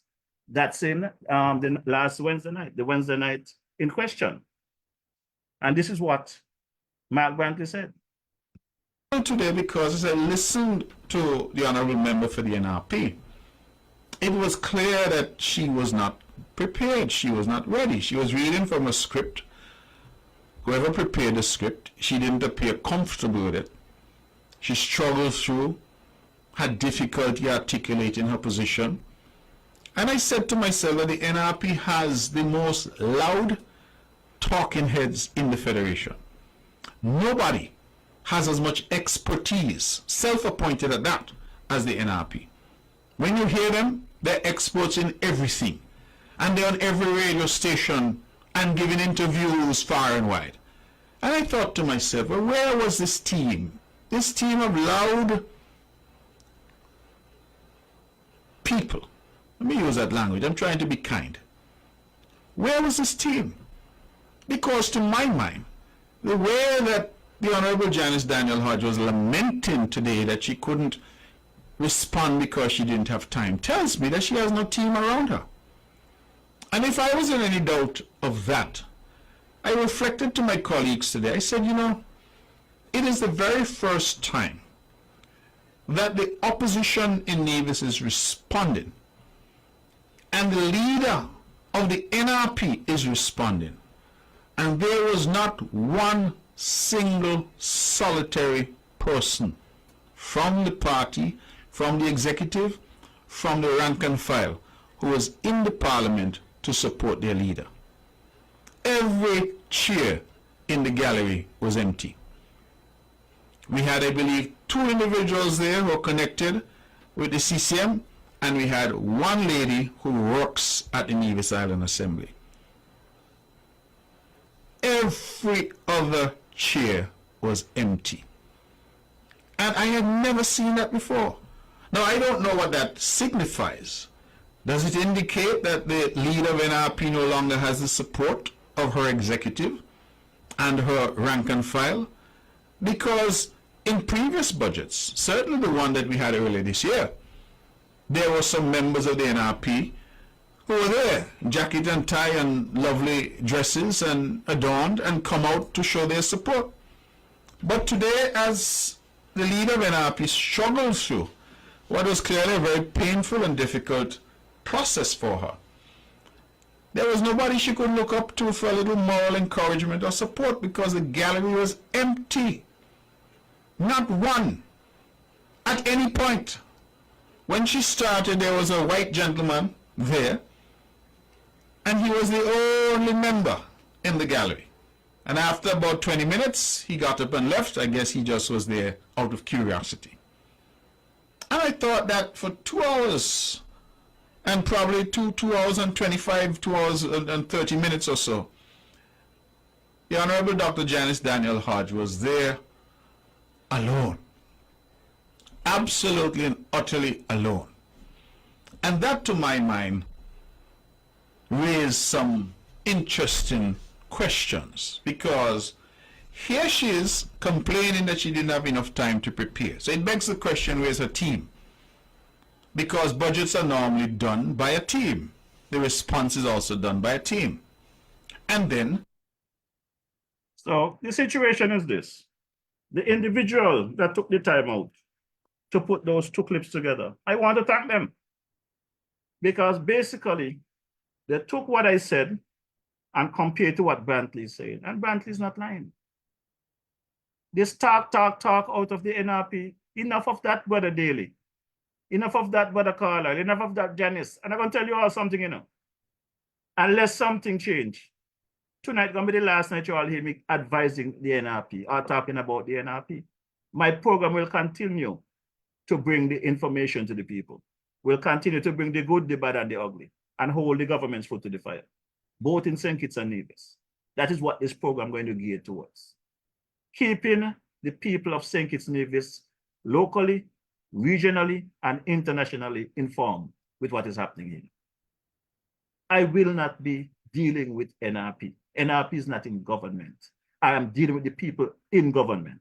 So I'm dealing with the Labour administration, I'm dealing with the CCM. This is where this program is going to gear towards. Any other thing is extra. I'm going to leave NRP where they be, where they want to be. When you're all ready to talk to DJ Morrishaw and serious about taking government in Nevis and want my assistance to get you in government in Nevis, my door is open. But I'm not going to tolerate any disrespect from any one of you. What was done last week, you all didn't do DJ Morrishaw anything. My mission that I set out for was successful. Very much so successful. Everything was well. And again, I want to thank people like Sister Hazel Claxton for her continued support. Sister Cora Bennett for your continued support. Brother Elvan Hanley, you know I appreciate you. The door always open for you. Whatever you can do, you do. I will not be a politician for anybody. I'm not a candidate running in St. Kitts or Nevis. I am here to help the people of St. Kitts and Nevis. My contribution, like Dr. just said, for the good that I can do. And I will not see any government ministers doing wrong and crack them up. If that's going to be the case, then I shut down this program. Anytime I'm going to have to come here and lie to the people, it's time for me to shut down this program. I'm not going to do it. And what I presented here this evening is the truth, you know, the whole truth and nothing but the truth. But we got to move on to the final segment of this program. And the final segment of this program, you guys know for some weeks now, I've been speaking about 3 of the artists that I registered to come into St. Kitts to take part in Sugar Mass 52. And the artists did well. The Carnival Committee here in St. Kitts, the National Carnival Committee, have some serious problem. And it's up to you, the people of St. Kitts and Nevis, to demand that it fix them. Because this is the worst I've ever seen Carnival. The Calypso segment in particular is the worst I have seen it in all the years I am coming to St. Kitts. Now, how are you going to tell me, in good judgment, we're coming out of COVID, people are crying out for an economic boost in the Federation of St. Kitts-Nevis. You got several bars down there at the ferry terminal that is crying out for some economic boost, local people. And the powers that be, and I'm going to leave this at the foot of the minister, you know, Brother Samuel Duggins. You could make time to talk to me if you want ideas, you know, or you could continue going down the road you're going down, because election have consequences and people are paying attention, Brother Samuel. What I'm hearing on the street is not positive at all. We need a turnaround. Brother Samuel, we need a turnaround. There's too many mistakes. I'm speaking to Shannon Harley, Abernathy Libod, Monarch. It's time for we shuffle. You guys need to get another position within the Carnival Committee. If you guys gonna tell me that you all sit in a room and come up with the idea that you're gonna do a Carnival semi-finals at Port Zante, then something is wrong with you all. You all are lost. You all are out of ideas. I have said time and time again, you are putting off a free event. You're not charging to come in, so you don't need an enclosed area. You're putting off a free event. You're going to tell me that none of you could have come up with the idea to block off the road down there at the ferry terminal. Just like today, you are block off the whole of town. You are block off 4th Street. You are block off Central Street. You are block off Bank Street. You are take up all the street them in town for carnival activities. But nowhere in your own mind, nobody could have come up with the idea to block off from College Street Gut down to the other gut and utilize the ferry terminal as a staging area for semifinals, where the local boats could make a money. You all take it over in Port Zante. And the people in Port Zante didn't appreciate it, because all I heard were complain about how you all got the place black up with stage and cruise ship coming in and tourists this and tourists that. Is the people of St. Kitts-Nevis so backward or so buff that they can't make decisions in the interest of the local people? Everything must be a foreign investment. I went across early because when it comes to calypso and music, that is DJ Morrishaw, you know. And when I walk across there is no Abernathy. Abernathy is supposed to be the chairman of the Calypso subcommittee. There was no Abernathy. I see when he walk in. Monarch supposed to be the director of Carnival Committee. There was no Monarch. I see when he walk in as well. I see when they stroll in. I see Shannon over there, and you see Shannon is stressed out. And for the life of me, I walk over towards the band to see what was going on.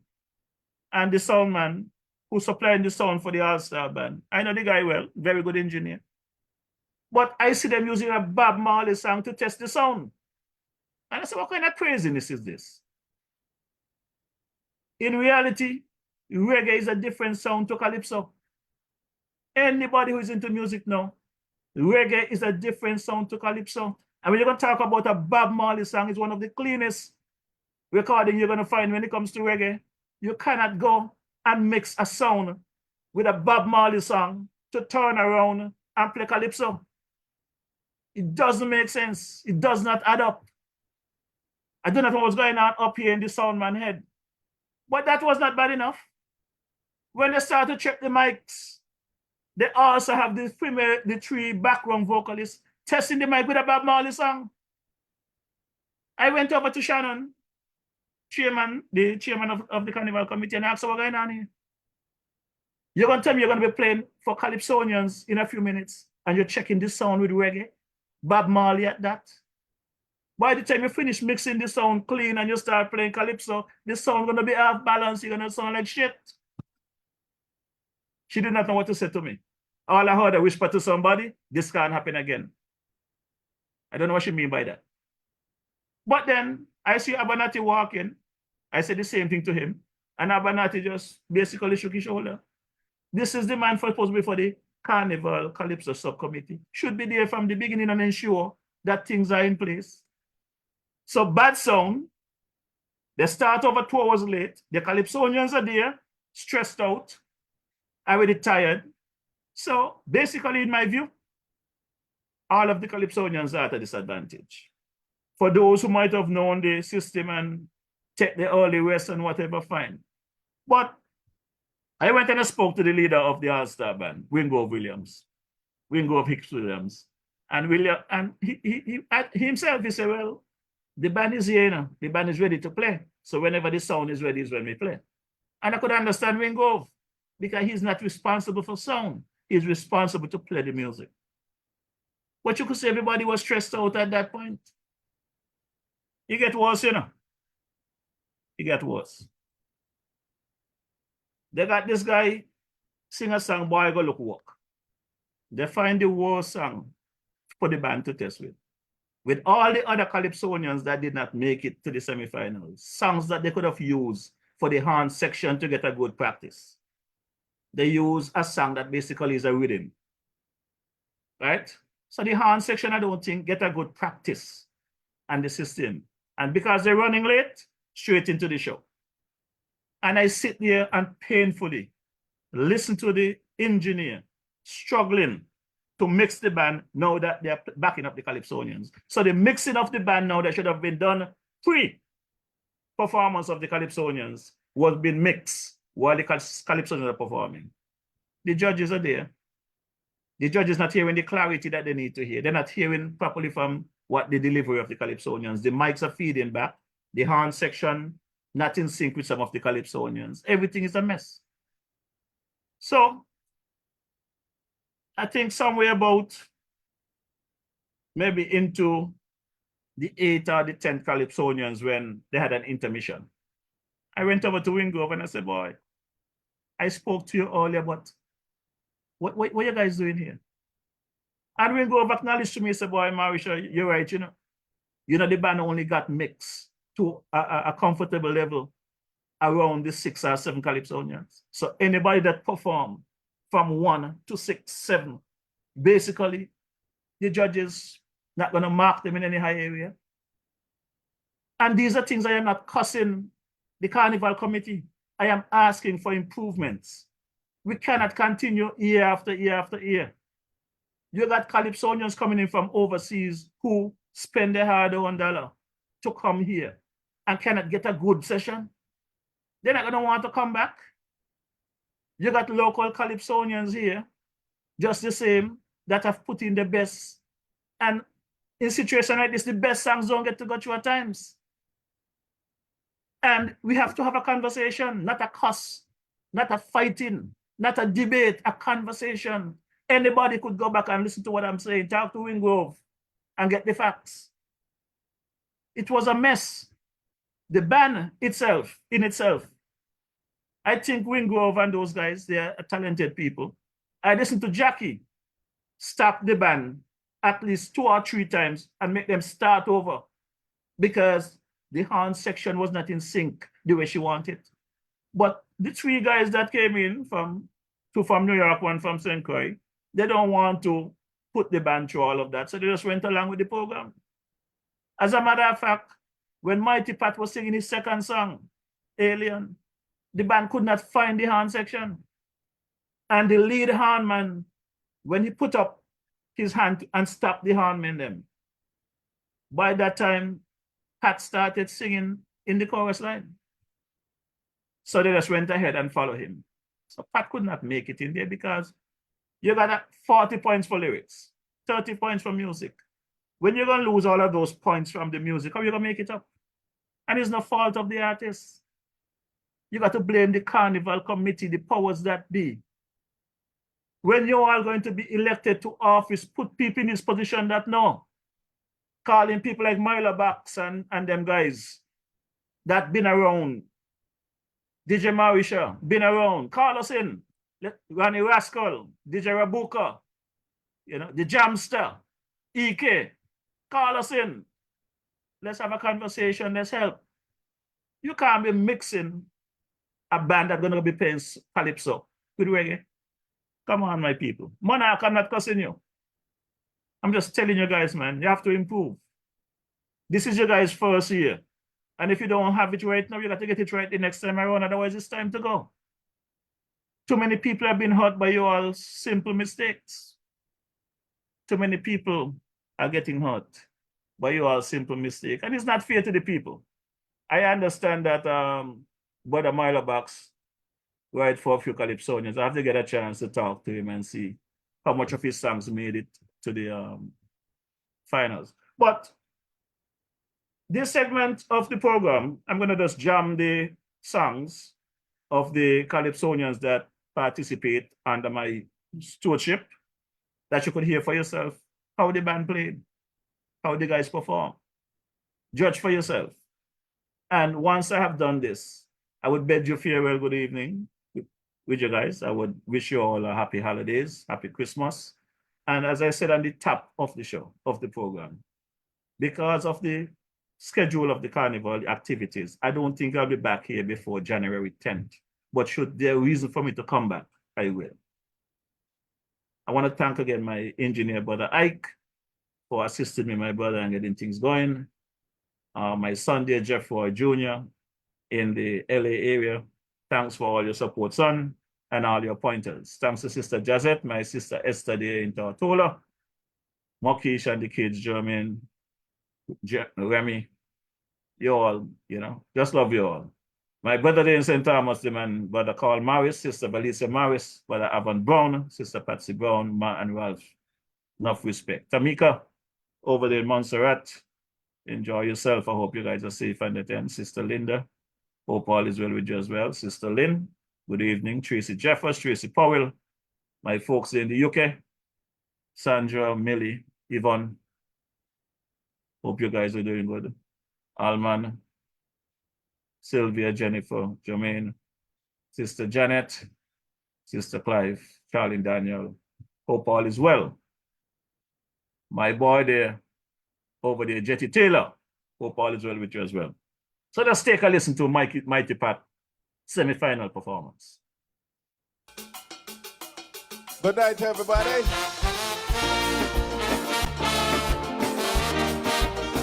Da da da da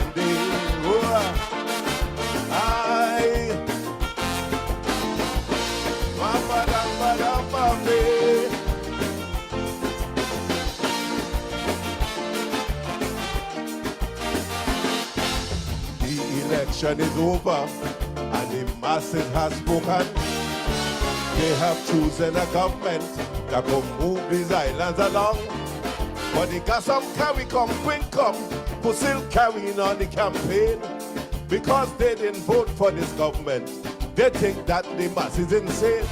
So they will do anything in their power to make sure these islands don't prosper.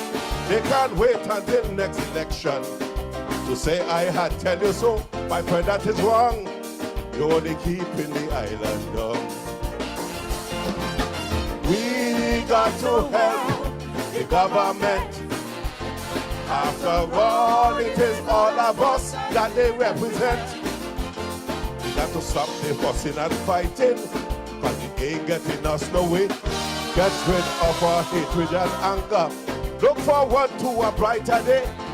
Let us think of our children's future. They're coming up and we going down. Remember, if this boat turn over, everybody gonna drown. Make your position, but to stifle progress is wrong. We da da da da dee. Aya.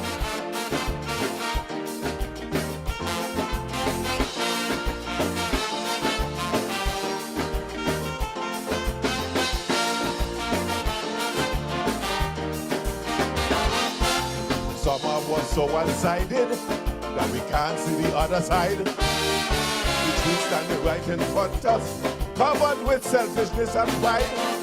So we go on TV and talk show, spreading rumors and propaganda, saying how the government failing, when in our hearts we know it ain't so.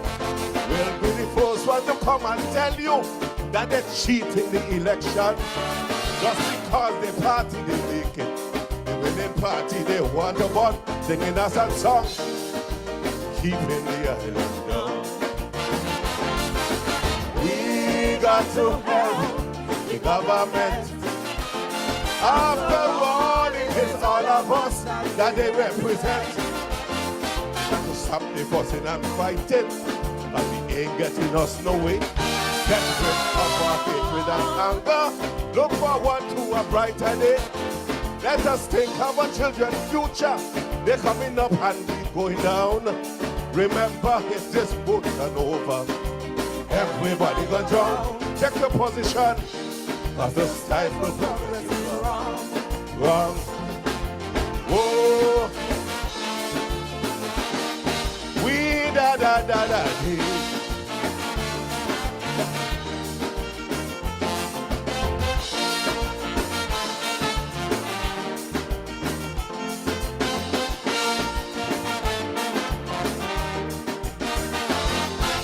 Douglas is like King David.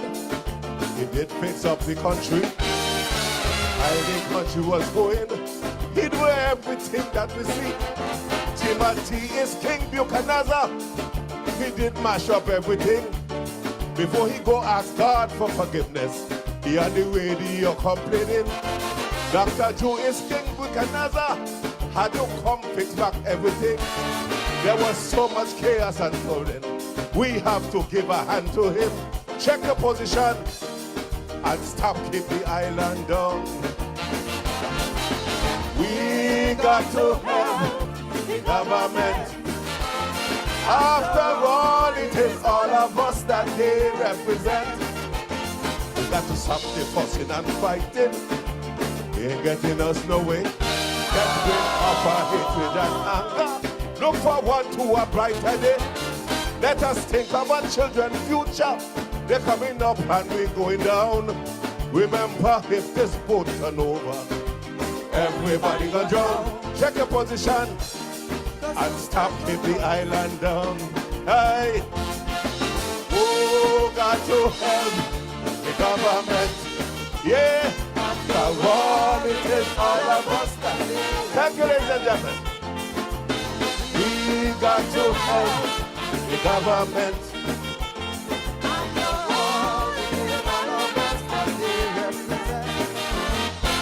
Yes, that's the man Mighty Pat, and that's the first song in the first round where Mighty Pat deliver a heavy punch. We got to help the government. The next artist to follow Mighty Pat in that round was my boy, brother Glenn Green Tea, as they call him. And he did a song, Answer the Call. So again, I will give you the opportunity to listen to Green Tea with his song, Answer the Call, so that you can see how things went in the first round for Green Tea. This one is called Answer the Call, Green Tea semifinals night. Ding ding ding ding. Baba do bam bam ba ding ding ding ding ding ding ding. This song is for humanity. Boom bam boom bam. Something wrong. Something wrong. It's plain to see.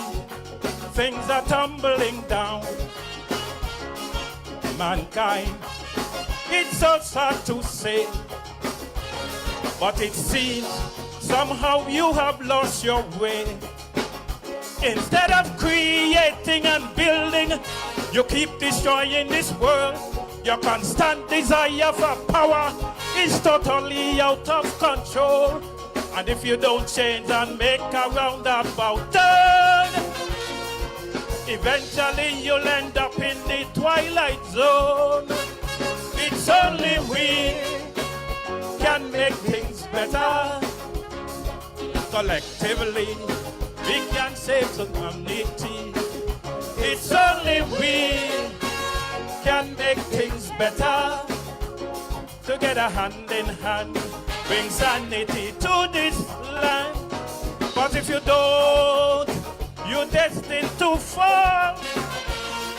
St. Kitts, it's time to answer the call. I say answer the call. Tell them, answer the call. Or back against the wall. It's time to answer the call.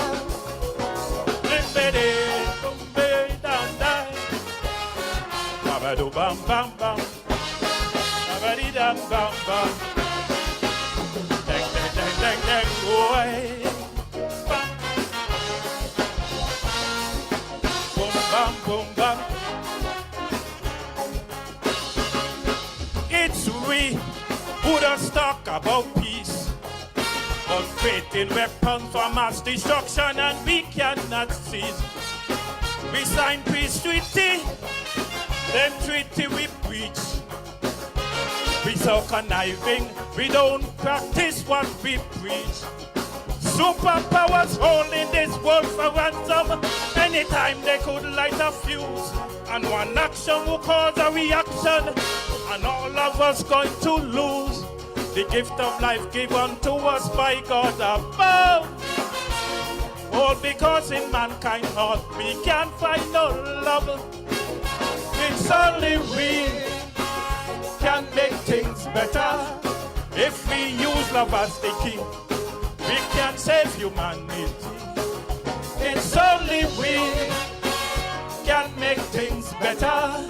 If we open up our heart, now is the time to start. Cause if we don't, we're destined to fall. Mankind, it's time to answer the call. I say answer the call. Answer the call. Or back against the wall. It's time to answer the call. Somebody. Bam bam bam bam bam.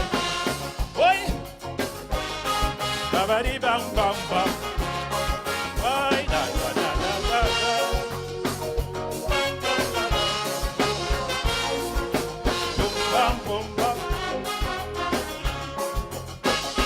I say how we come countries still not unified. Since the day of federation, that has been the cry. Leaders of CARICOM has to understand they cannot succeed without unification.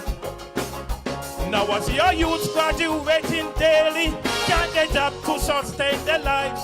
Another situation that's crazy, mass shooting taking many lives. The crime rate is so high, food prices going up every day. We responsible for all this madness, I say. It's only we can make things better. We cannot run from the truth. We have to nurture them youth. It's only we can make things better. We've got to find a way to stop all the gunplay. Cause if we don't, we're destined to fall. Mankind, it's time to answer the call. Come on. Answer the call. Come on, come on. Answer the call. Or back against the wall. It's time to answer the call. It ain't there. Babadu bam bam badam. Babadi dam bam.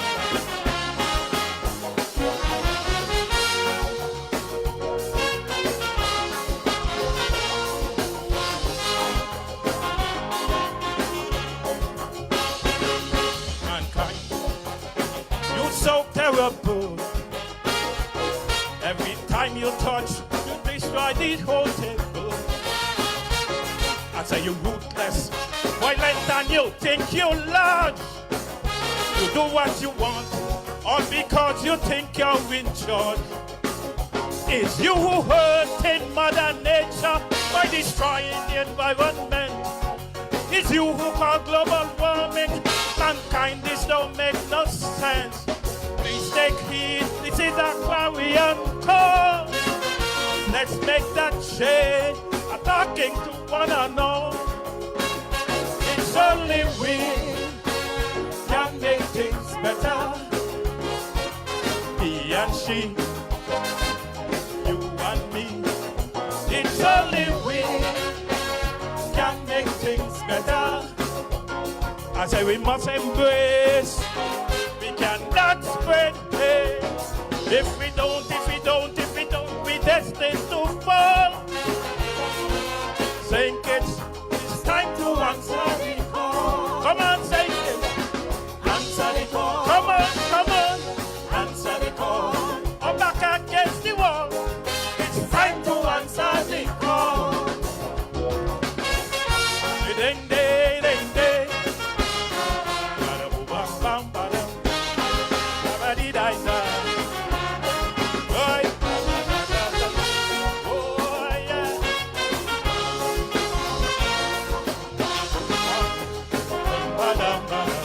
Thank you.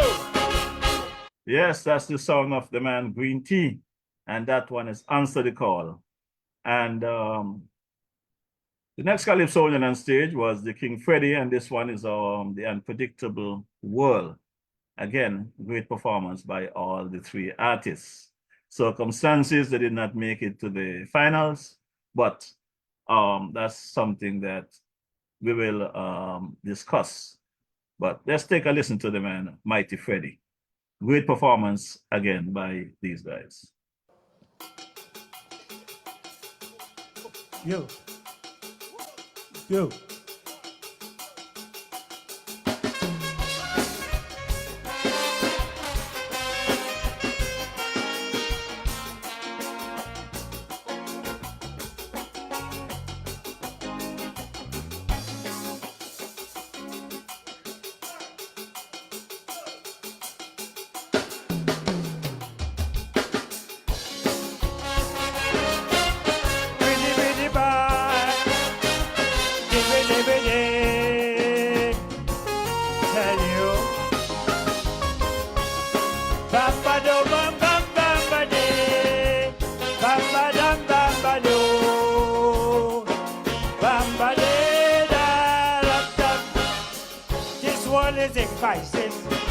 We're living in perilous times.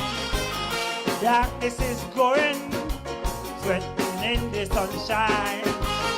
Who have eyes to see would see, who have ears to hear would hear. Well, we are all living in an unsavory atmosphere. The things we used to cherish, we don't cherish no more. Our morals and values, we push through the door. It seems to me that human beings just don't care. While chaos and turmoil continues everywhere. In this unpredictable world, where even men fighting for full control, we don't know what the future will be. In this unpredictable, where man fighting for oil, diamonds and gold, and mankind killing humanity. Oh, every day this world is changing. Oh, the world God created, man rearranging. Spiritual wickedness in full control. In this sad, unpredictable world. In this mad, unpredictable world. Tell you, dan dan dan dan dan dan, baby baby die, baby baby baby baby die. It's wars and rumors of wars, leaders with evil intent, pushing their agenda for a new world order government. And one superpower continues with their diabolical plan and their hideous action affecting every man. It seems for mankind, time is running out. I see violence spreading everywhere, east, north and south. Russia war on Ukraine, some say it's just a start. But superpower getting this world desolate and dark. In this unpredictable world, where prophecies are being unfolded, We don't know what tomorrow will bring. In this unpredictable world. There's some men, they're selling their soul. Would it be joy or endless suffering? Oh, every day this world is changing. The world God created, man rearranging.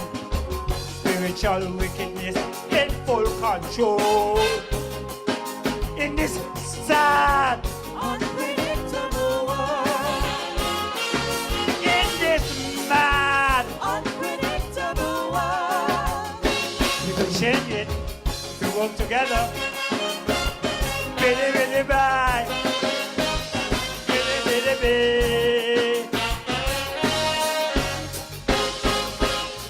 Men creating diseases, and as the saga unfolds, they are on a full mission of population control. And while the rich getting richer, the poor fighting hard to survive. Freedom of speech and democracy no longer will be alive. We're living in a world divided by race, color, and class. And the prediction of this scripture every day is coming to pass. Mankind on the road of total devastation, all because they have strayed from the master's plan. In this unpredictable world, where evil men fighting for full control, we don't know what the future will be. In this unpredictable world, where mankind is vicious, callous, and cold, and mankind killing humanity. Oh, every day this world is changing. The world God made, man rearranging. Spiritual wickedness in full control. In this sad and unpredictable world. In this mad unpredictable world. Bamba da dan dan ban, billy billy bye, billy billy bye. This one's like a jungle where true love is hard to find, and as it slowly crumbles, what shall become of mankind? If you don't wake up, get conscious, and try to turn things around, this road will continue on its way tumbling down. When will mankind realize that love is the key to heal this wounded world and save humanity? We must act now, for there is no time for delay, for this world is slowly drifting away. In this unpredictable world, where evil men fighting for full control, oh, we don't know what the future will be. In this unpredictable world, where the atmosphere is so cold, and mankind killing humanity. Unpredictable world. I see famine, drought, and hunger. I see racism getting stronger. Men turn away from God and Satan in control. In this sad, unpredictable world, things looking bad. unpredictable world. Good night.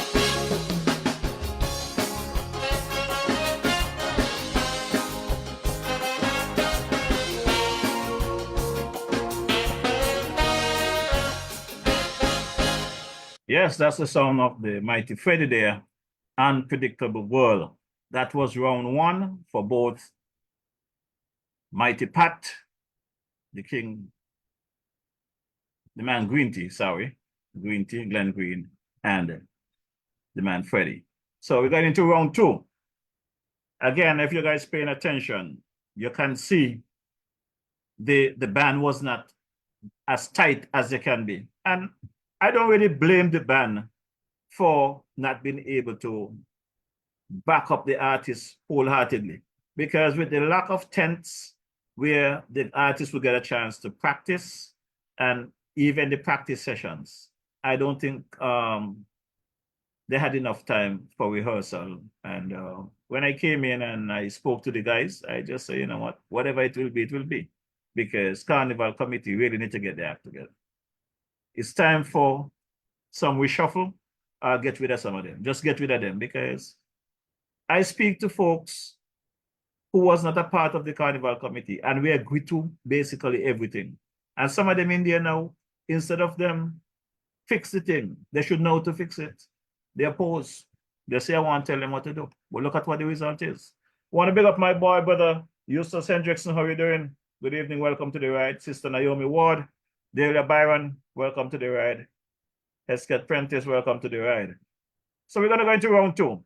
This one is Mighty Pat singing his second song, Alien. And they use so much politics with this thing, you know. That's the Mighty Pat singing on the aliens. Mighty Pat ain't singing on no aliens, you know. Mighty Pat say, Mighty Pat did me, DJ Morrishaw, a favor. I told him, I asked him, I gave him the lyrics that I want him to use, that I am an alien in my country. That is how I feel, the way that things have been done. But nevertheless, they say he's calling aliens, he's cussing aliens. So the band could not even get the horn section for the front line of the song, which is the heart of the song together. Take a listen.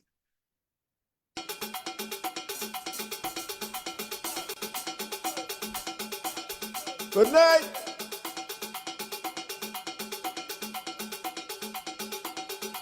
Are you ready?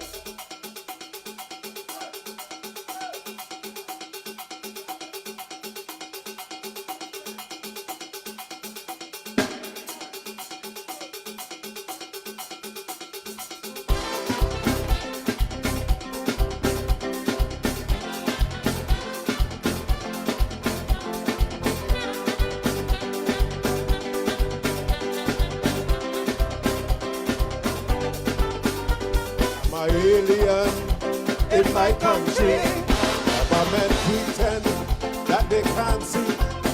Foreigners taking over slowly. In my country, Lord have mercy. I'm an alien in my country. Say Kitts-Nevis, that shouldn't be.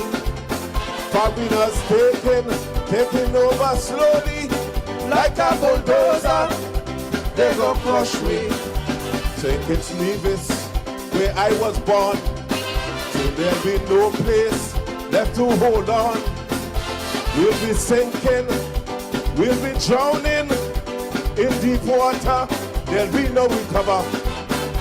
Power-hungry politicians slowly selling outer island to target anybody who have money. Now look what they make me. I'm an alien in my country. Say Kitts-Nevis, that shouldn't be. Foreigners taking over slowly in my country. Lord have mercy.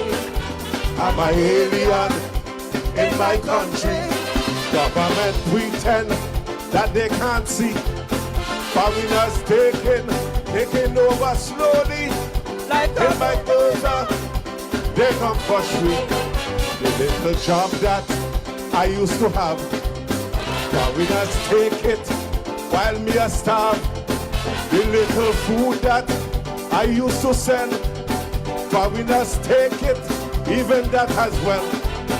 The jobs and businesses here in this country are run by Arabs, Indians and Chinese. Gone to the beach. This white man tell me to get off of this property. I'm an alien in my country. Say Kitts-Nevis, that shouldn't be. Foreigners taking over slowly in my country. Lord have mercy. I'm an alien in my country. Government pretend that they can't see. Foreigners taking over slowly like a bulldozer. They go crush me. DJ Morrishaw came and tell me. He said, mighty, listen carefully. Soon there be no place in our country left for are we? Watch and you will see.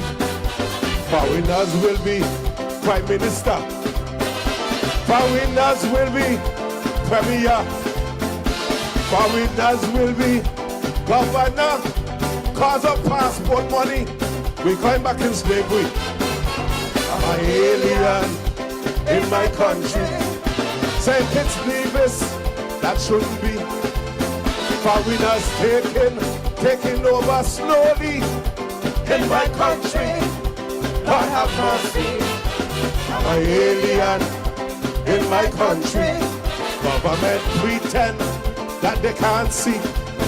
Foreigners taking over slowly like a bulldozer. They go cross. If you are proud to be a Kittitian, if you are proud to be a Nevisian, then take your flag up in your hand and wave it any direction. This land belongs to you and me. So stand up with pride and dignity and show them foreigners bully. They ain't gonna take it away from our we. Hey you, I'm an alien in my country. St. Kitts-Nevis, that shouldn't be. Foreigners taking over slowly in my country. Lord have mercy. I'm an alien in my country. Government pretend that they can't see. Foreigners taking over slowly like a bulldozer. They gon' crush me. Come on, put up your hands and wave. Put up your hands and wave. Put up your hands and wave. Put up your hands and wave. Wave it, wave it, wave it, wave it. Put up your hands and wave. Thank you, ladies and gentlemen. Yes, so like I said, if you listen to that song, you realize that the band really was not up there with the hand section. And as a result of that, the judges did what they have to do. And for those of you out there that might talk about what Pat's singing about alien in my country, whatever, that was not Pat's original song. You know. Pat sing a song to help the government. DJ Morrishaw asked Pat to sing the song Alien. And the reason for me giving Pat that song, look at where the semifinals was held. Go and count over in Port Zante how many local bars over there. You have more or less 20 plus bars down at the ferry terminal. That is where Carnival Village should be. That is where the semifinal should be. That is where the tents should be. Keep the money in the local economy. Those folks down there, those foreigners that come here, when they make the money, they ship it off whether to China, Guyana, Jamaica, wherever they're from, you know. You got to stimulate your economy. So when I gave Pat this song to sing, it wasn't to cuss anybody because I already had that experience. In the Virgin Islands, they call us Garrett. Go back where you come from. Even in New York, there was a young lady from Puerto Rico cussed me off one time, say, go back to your country. She's from Puerto Rico, but I must go back to my country. So my good people, it's not about dissension. It's about culture and about educating the masses, right? And take a good listen to that song when you have an opportunity and you would realize, lyrically, the song was strong. There was no reason for Pat not to make it to the finals. But between the nonsense that went on, I understand the judges did what they had to do. And I don't know if you all hear the news, you know. We're going to talk the things that when I finish Freddie's second song. Because it did not stop. There was a whole mess at that event. So this second song for the Green Tea, this one is called My Love for Country by Green Tea.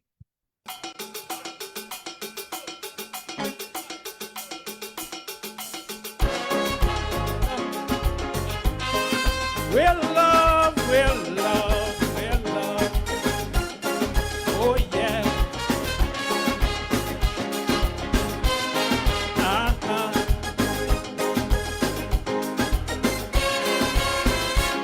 Never before have I ever been in love like this. When I think of you, I am in heavenly bliss. You are the ones that fill my heart with happiness. You are my true love, St. Kitts-Nevis. Out of the bowel of colonialism, you have survived and still standing tall. A real precious jewel of the Caribbean. You're so large even though you're small. St. Kitts-Nevis, I really love you back. Your tropical beauty does always amaze me. St. Kitts-Nevis, I really love you bad, bad, bad. You're sweeter than honey. Oh, what a sweet country. Tell the people I love you. Your flower and your fauna, I love you. Your people and this culture, I must confess. Believe what I'm saying is true. For St. Kitts-Nevis, I love you.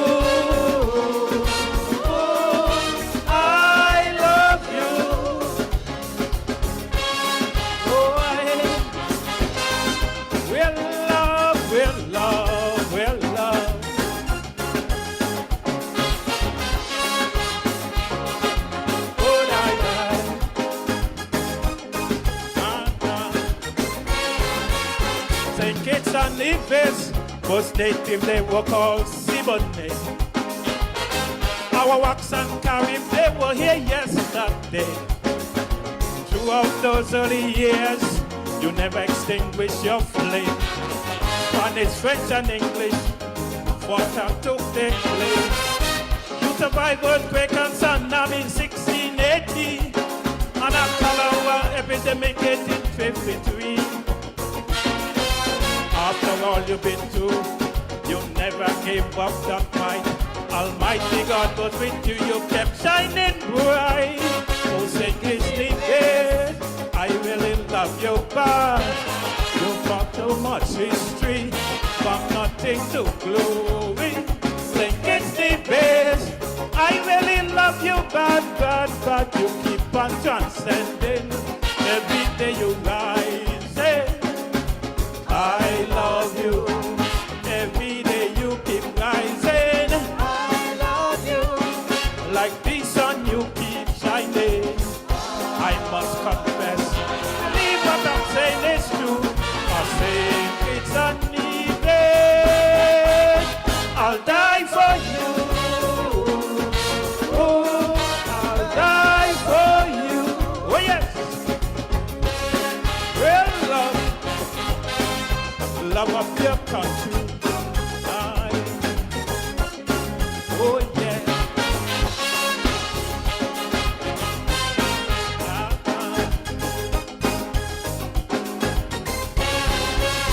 So many heroes you have produced in years gone by. Great citizens who kept your flags flying high. Like Robert Llewellyn Bratcher, he was your first premier. St. Daniel was another, he was a great leader. Elimat Buskerrit, Bob Morris and the band of vibes contributed with sweet music and kept things alive. You can't forget Kendrick Georges, who wrote your national anthem. And Tim Collins, your track and field champion. Oh, St. Kitts-Nevis, I really love you back. You're so rich in history, from nothing to glory. St. Kitts-Nevis, I really love you bad, bad, bad. You progress the living, and transcending. Tell the people, I love you. Every day you keep rising. I love you. Like the sun you keep shining. I must confess, believe what I'm saying is true.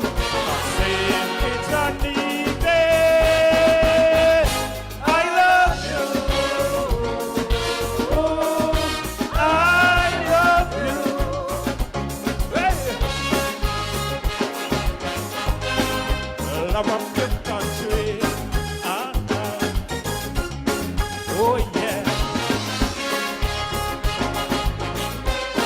Real love, real love.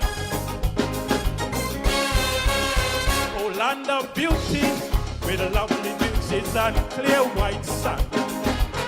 Happy working people spread out across your land. You have come a long way since independence in '83. Dr. Kennedy Simmons helped to shape your history. Your hard-working people have been your driving force, working hand in hand to keep you on course. You are so special, and I want the whole world to know that my love for you I would always show. Oh, say it's the best. I really love your body. You're so rich in history, from nothing to glory.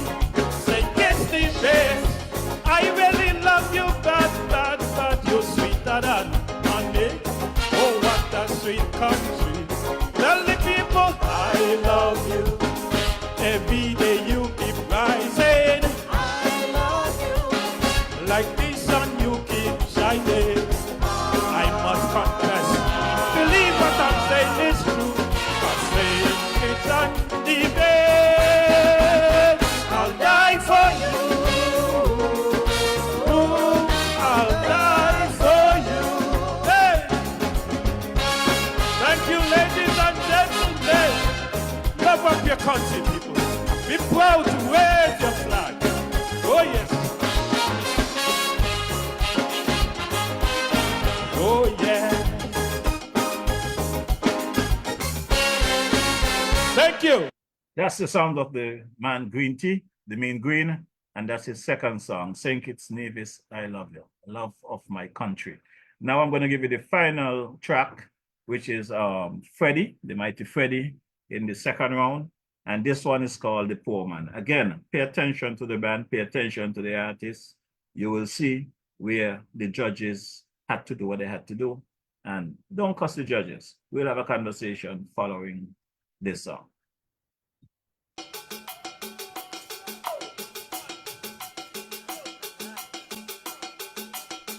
Tell you.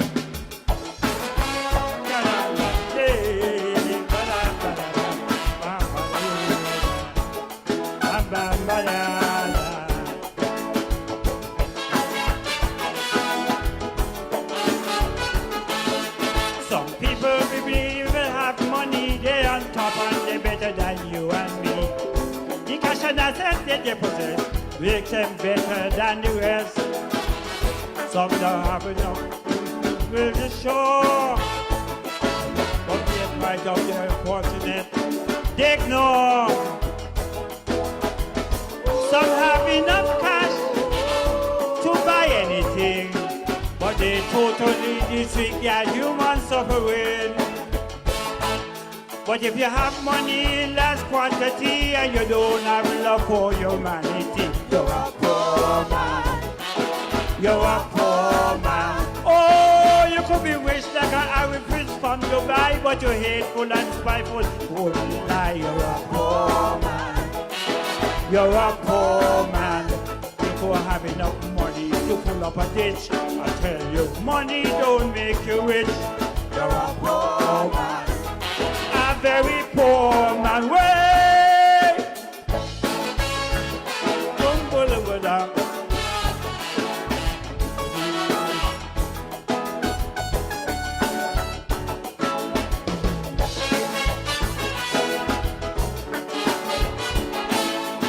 We all need money to live every day, and without it we cannot see a way. There's a line separating the rich from the poor. Some don't know what they're living for. Some maybe enjoy financial bliss, but they're miserable and they can't find true happiness. Because of lack moral and integrity, and with all the cash they're still living in poverty. But if you have no ethics and your moral low, you're a poor man. I want you to know you're a poor man. You're a poor man. goodness to you is the enemy. You're a poor man. You're a poor man. With all these values, it is plain to see. With the all in cash, you're living in poverty. You're a poor man. A very poor man. Whoa!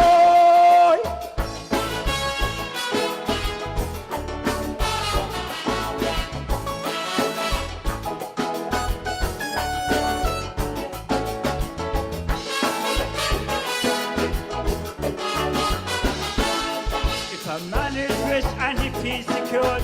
In other ways, he could be very poor. If he don't have the love of his family and lacks integrity, there's a few things money cannot buy. And those with money do not realize money is not what makes a man wealthy, but the thing that love, compassion, and being healthy. But if you have no respect for your fellow man, I will cheat on another to get the upper hand. You're a poor man. You're a poor man. Oh, you will step on others so you could rise. With money, you don't compromise. You're a poor man. You're a poor man. You go and have enough cash to buy out a store, but in human relations, you're very poor. You're a poor man. A very poor man. Yeah.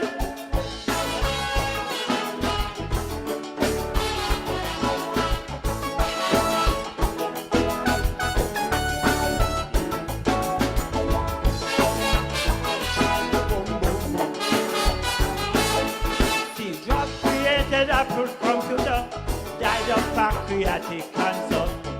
On his dying bed, he said, cherish your family every day.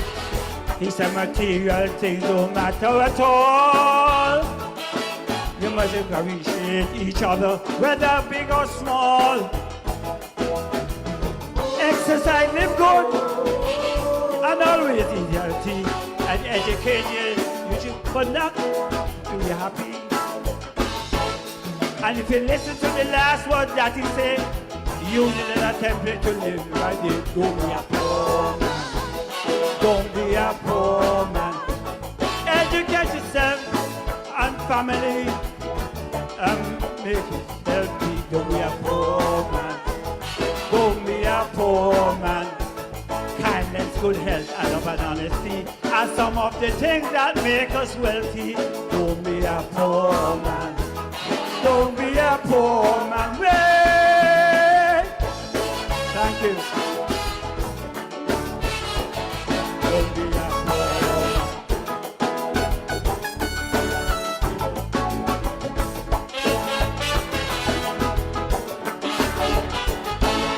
I want to put in a... Yeah, so basically that is the 6 songs there by the Calypsonian that came in and participated in Sugar Mass 52. But just as the situation started with confusion in the Carnival committee, it ended, because at the night of the semifinals, they announced the 7 finalists that will meet Miss Independence. And in the order in which they sent it was Issa Carmel was in first place with 846 points. King Socrates was in second place with 744 points. King Hollywood was in third place with 742 points. Lady Diva was in fourth place with 736 points. King Craig was in fifth position with 704 points. Invincible in sixth position with 693 points. And Singing Jackie in seventh position with 689 points, right? That is what they had there for the thing that night. Now, I understand that one of the Calypsonians apparently realized that the criteria that is used for Calypso, where the policies that they throw out, the high points for all, the high and low points for all artists, and whatever in the middle, that is where they do the judging.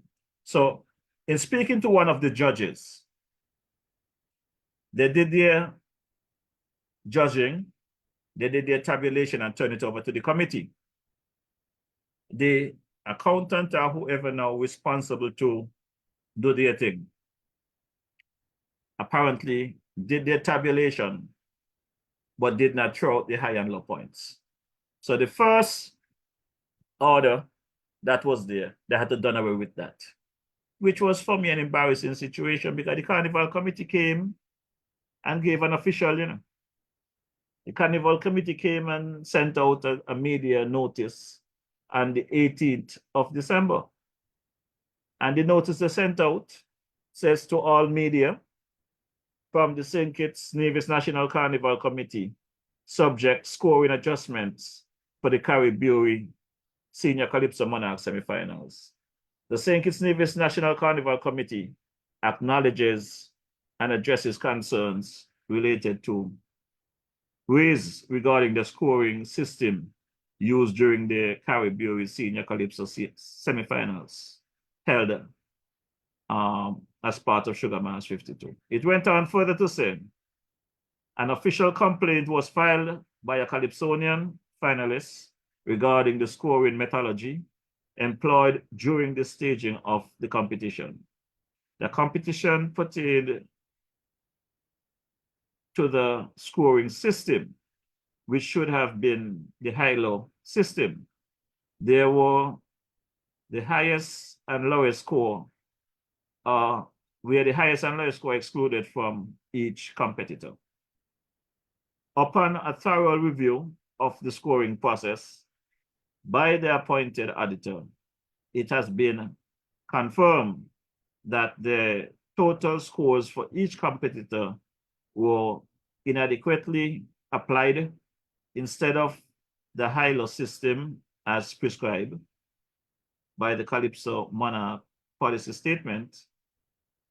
After careful examination and adhere to the high-low system as per the competition guidelines, the St. Kitts-Nevis Carnival Committee is pleased to announce the revised scores for the Caribbean Calypso Monarch semifinals. And the newly revised scores now is number one is still in number one place, is a Camel at 520. King Hollywood is now at second place, 472. Lady Diva is now in third place at 459. King Sakrati, who was in second place, is now in fourth place at 456. King Craig at 433, sorry. Invincible at 430, and Queen Singing Jackie at 419. There's an alternate lady composer who will be there if anyone drops out of the competition. So from the very onset, it is clear that the whole place was a mess. And as I have said before, I'm going to say it again. With all these mistakes that the Carnival Committee made and all of these monies that has been wasted in the Federation, and no one has been held accountable for it, the artists are affected. Those first 6, 7 artists that sing in the first round was affected by the sound system, the feedback on the mics, and everything else that comes along with it. Who's going to fix that? It cannot be fixed. They was eliminated, they are thrown out, the competition continue. And the problem we have in St. Kitts-Nevis, is people that support a political party. They cannot see any wrong, If it was another government in power, they could see all the faults, they could see all the mistakes. But once they support the party in power, they cannot see these mistakes, they cannot see these wrong. My good people of St. Kitts-Nevis, it's time that we start paying attention and call a spade a spade. Stop supporting a wrong. If we continue down this road, we're going to have a country to live in a couple of years. All of these killings and stuff that are taking place with these rivals, we're going to kill each other politically. mentally, socially, economically. We are killing these countries. We are our own problem. We are arsonists in our countries. I am appealing to you all. The next couple of weeks is going to be carnival atmosphere. You know, it's going to be carnival atmosphere. I want people to enjoy themselves and be safe. But come 2024, God spare life, when I come back here, I hope that I have some better news. We can have a better discussion. And I want to thank the opportunity. I want to take the opportunity, to thank all your online viewers that come here week after week for the past 3+ years, having a conversation with DJ. Whether you agree with me or not, I try to do my best to be honest, straightforward, and not bullshit anybody. Yeah? And I'll pride myself on that and continue doing that. I will say to people like Naomi Ward-Batcher, Sister Rosita Ponty, Hazel Claxton, Joseph Buchanan, Ivy Carty, all you folks that has been contributing to over the years to this platform. I want to thank you all for being a part of. The man, Julian Pemberton, the Dancing Commissioner, Brother Aston Williams, Laura Williams, my cousin dear Gloria Hutchinson. It's carnival season. I realize she have her stores fully stocked. You can check out Gloria up there and, at the old Simaco building on Central Street, right next to Simaco. I mean, the Skelec in the old Simaco building. Just tell her DJ Morrishaw sent you. She have sales going on there right now. I went there earlier. A lot of clothes there for you guys to dress up and go to your activities. There's also a store on Kearn Street, just off 4th Street, right across from the gas station. Check out Gloria, let her know DJ Morrishaw sent you. Sister Laura Williams as well has a store there in the TDC Mall right on 4th Street, and the Sister Jasmine. Check them out. Don't forget to support my boy Michael Clark there over there at the Jamrock Restaurant in Frigate Bay. Don't forget to check out my boy Marshall's over there in Frigate Bay. Support businesses that support you.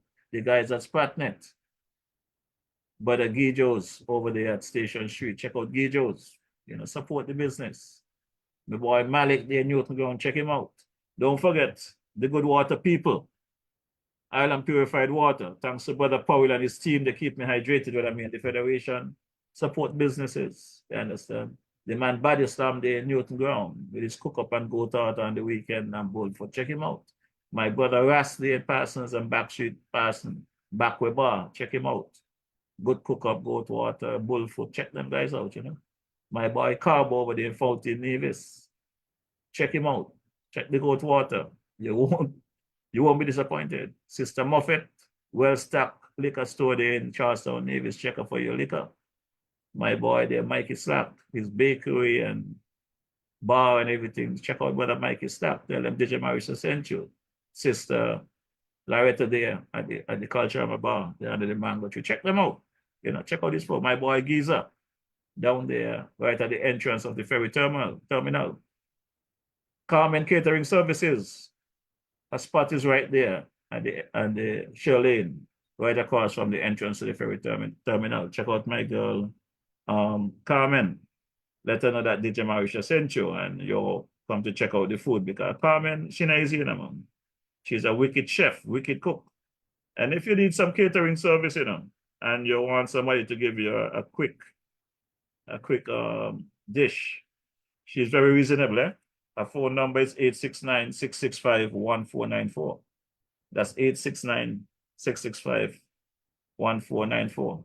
And don't forget, if you're looking someplace to keep a party session or whatever you're looking for, a short stay, check out my uncle there, Joseph Emmanuel at the Garvey's Estate, the Mill House Guest House down there in the Trinity area, Boys Village. You can reach Uncle Joseph at 869-668-1392. That's 869-668-1392. Check out Uncle Joseph and he'll definitely take care of you. Also, don't forget to check out my girl there, Ilo, over there in the Tower area. Run It Bar.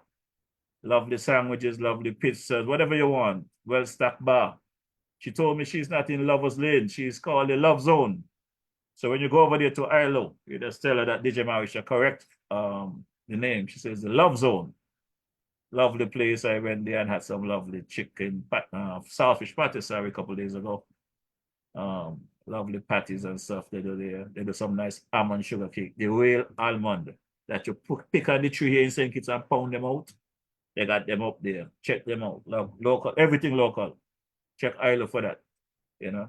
Want to big up my boy Twinkie. How you doing, brother Twinkie? Catherine Louise Mull. Hope all is well. The boy Sugars there, brother Craig. How you doing? Ingla. How you doing, my brother? Hope all is well. The last man. Well, you know, right about now, you know. I'm going to drop a track here. This one is by the late, great King Ira. And you know, once I drop that track, it's time for me to get on my skates and skate out of here. But before I skate out of here, we big up my mascot dear Sister Dorothy Allen. How are you doing, Sister Dorothy? Hope all is well. Sister Beverly Morrishaw. Gwyneth Morrishaw again. How are you guys doing? My crew there over there in the Trinidad and Tobago area. I want to pick up my missionary there, Sister Deborah Wallace. How are you doing, brother? Roger Wallace. Also want to big up Mother Victor Beard, Gloria Beard, Melissa Beard, and Cody. Brother Daniel, how are you doing, sir? How is Jen? I hope all is well with you guys. Well, we're going to drop this track and come back to you to get out of here. Mr. PM, Prime Minister Joe, I hope that all is well with you and your crew. Wishing you enough respect and holiday greetings. Hope that the holidays work out to what you want it to be. Catch you on the flip side of the new year, 2024. Until such time, Brother AG, Brother God Wilkin, hope all is well. I want to big up my boy Dwyer as well. Dwyer Astafan, was good seeing you a few days ago. As usual, thanks for all your support. The man Sam Conda, hope all is well with you as well. Brother Ira McMahon, Dr. Martin, the man Larry Vaughan. How about the man, the Big Lice, the Talk Puppy,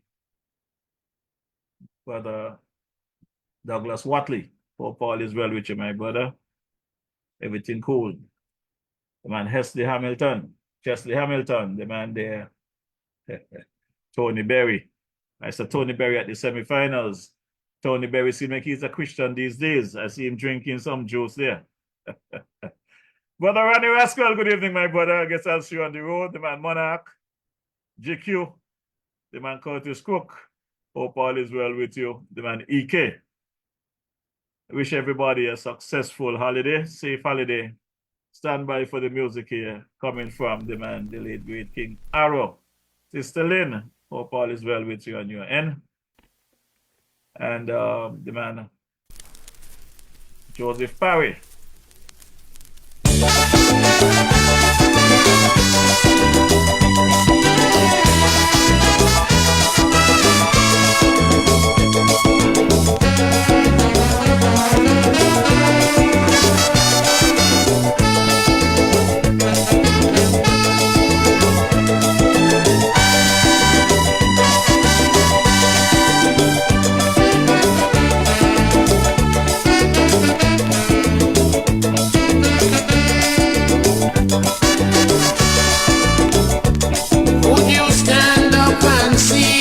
Your country dying and never lend a helping hand. Would you see your children's future dwindling, creating much disillusion? Or would we watch on idly, disregarding our self-sufficiency? Maladministration, wrecking all and no.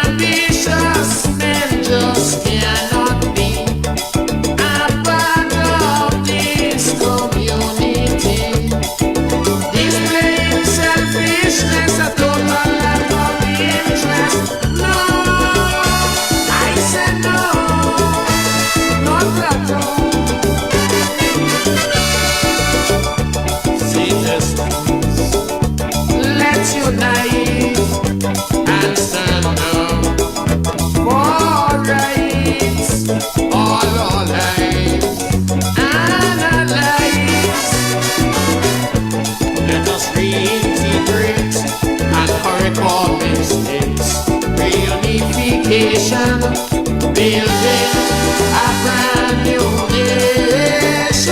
We move on together hand in hand. Rise, citizens, arise. The country is yours, all yours, still yours.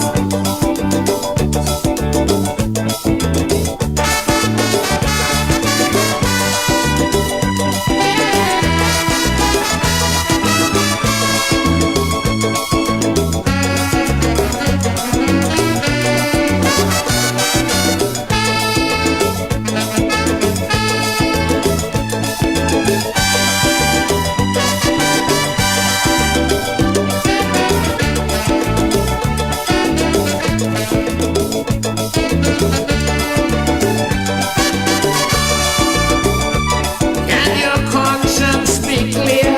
Indulging corruption or misusing public office, being accused of unemployment and crimes, or disrupting a citizen's peace. Oh, my country in this harmony, separated politically. Hatred for a brother, cannot love each other. No, I say no, not at all. Citizens, let's unite and stand up for rights, all our lives and our lives. Let us reintegrate and correct our mistakes. Reunification, building a brand new nation. We'll move on together hand in hand. So rise, citizens, arise. The country is yours, all yours, still yours.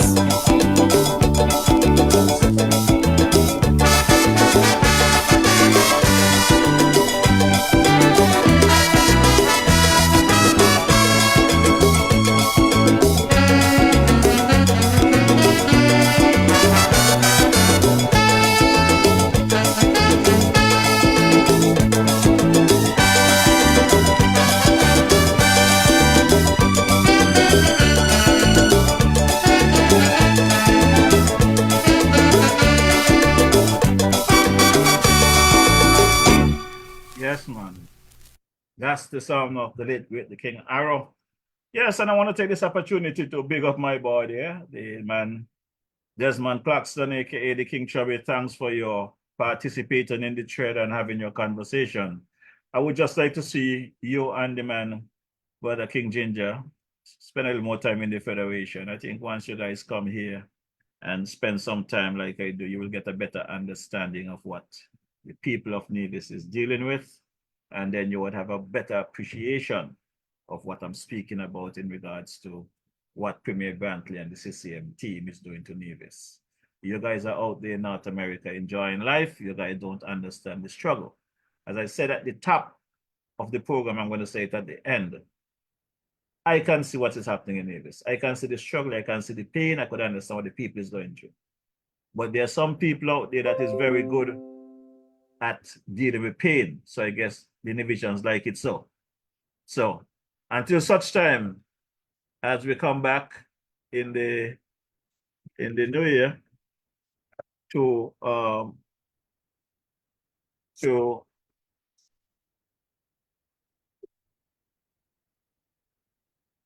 have a conversation, I'll say good night. God blessings on everyone. Happy holidays, Merry Christmas, Happy New Year when you come. And I look forward to see you back here on January 10th, when we will have our New Year rebroadcast. And I hope it's just positive stuff that I can bring to you, the general public. locally, regionally, and internationally for the Federation.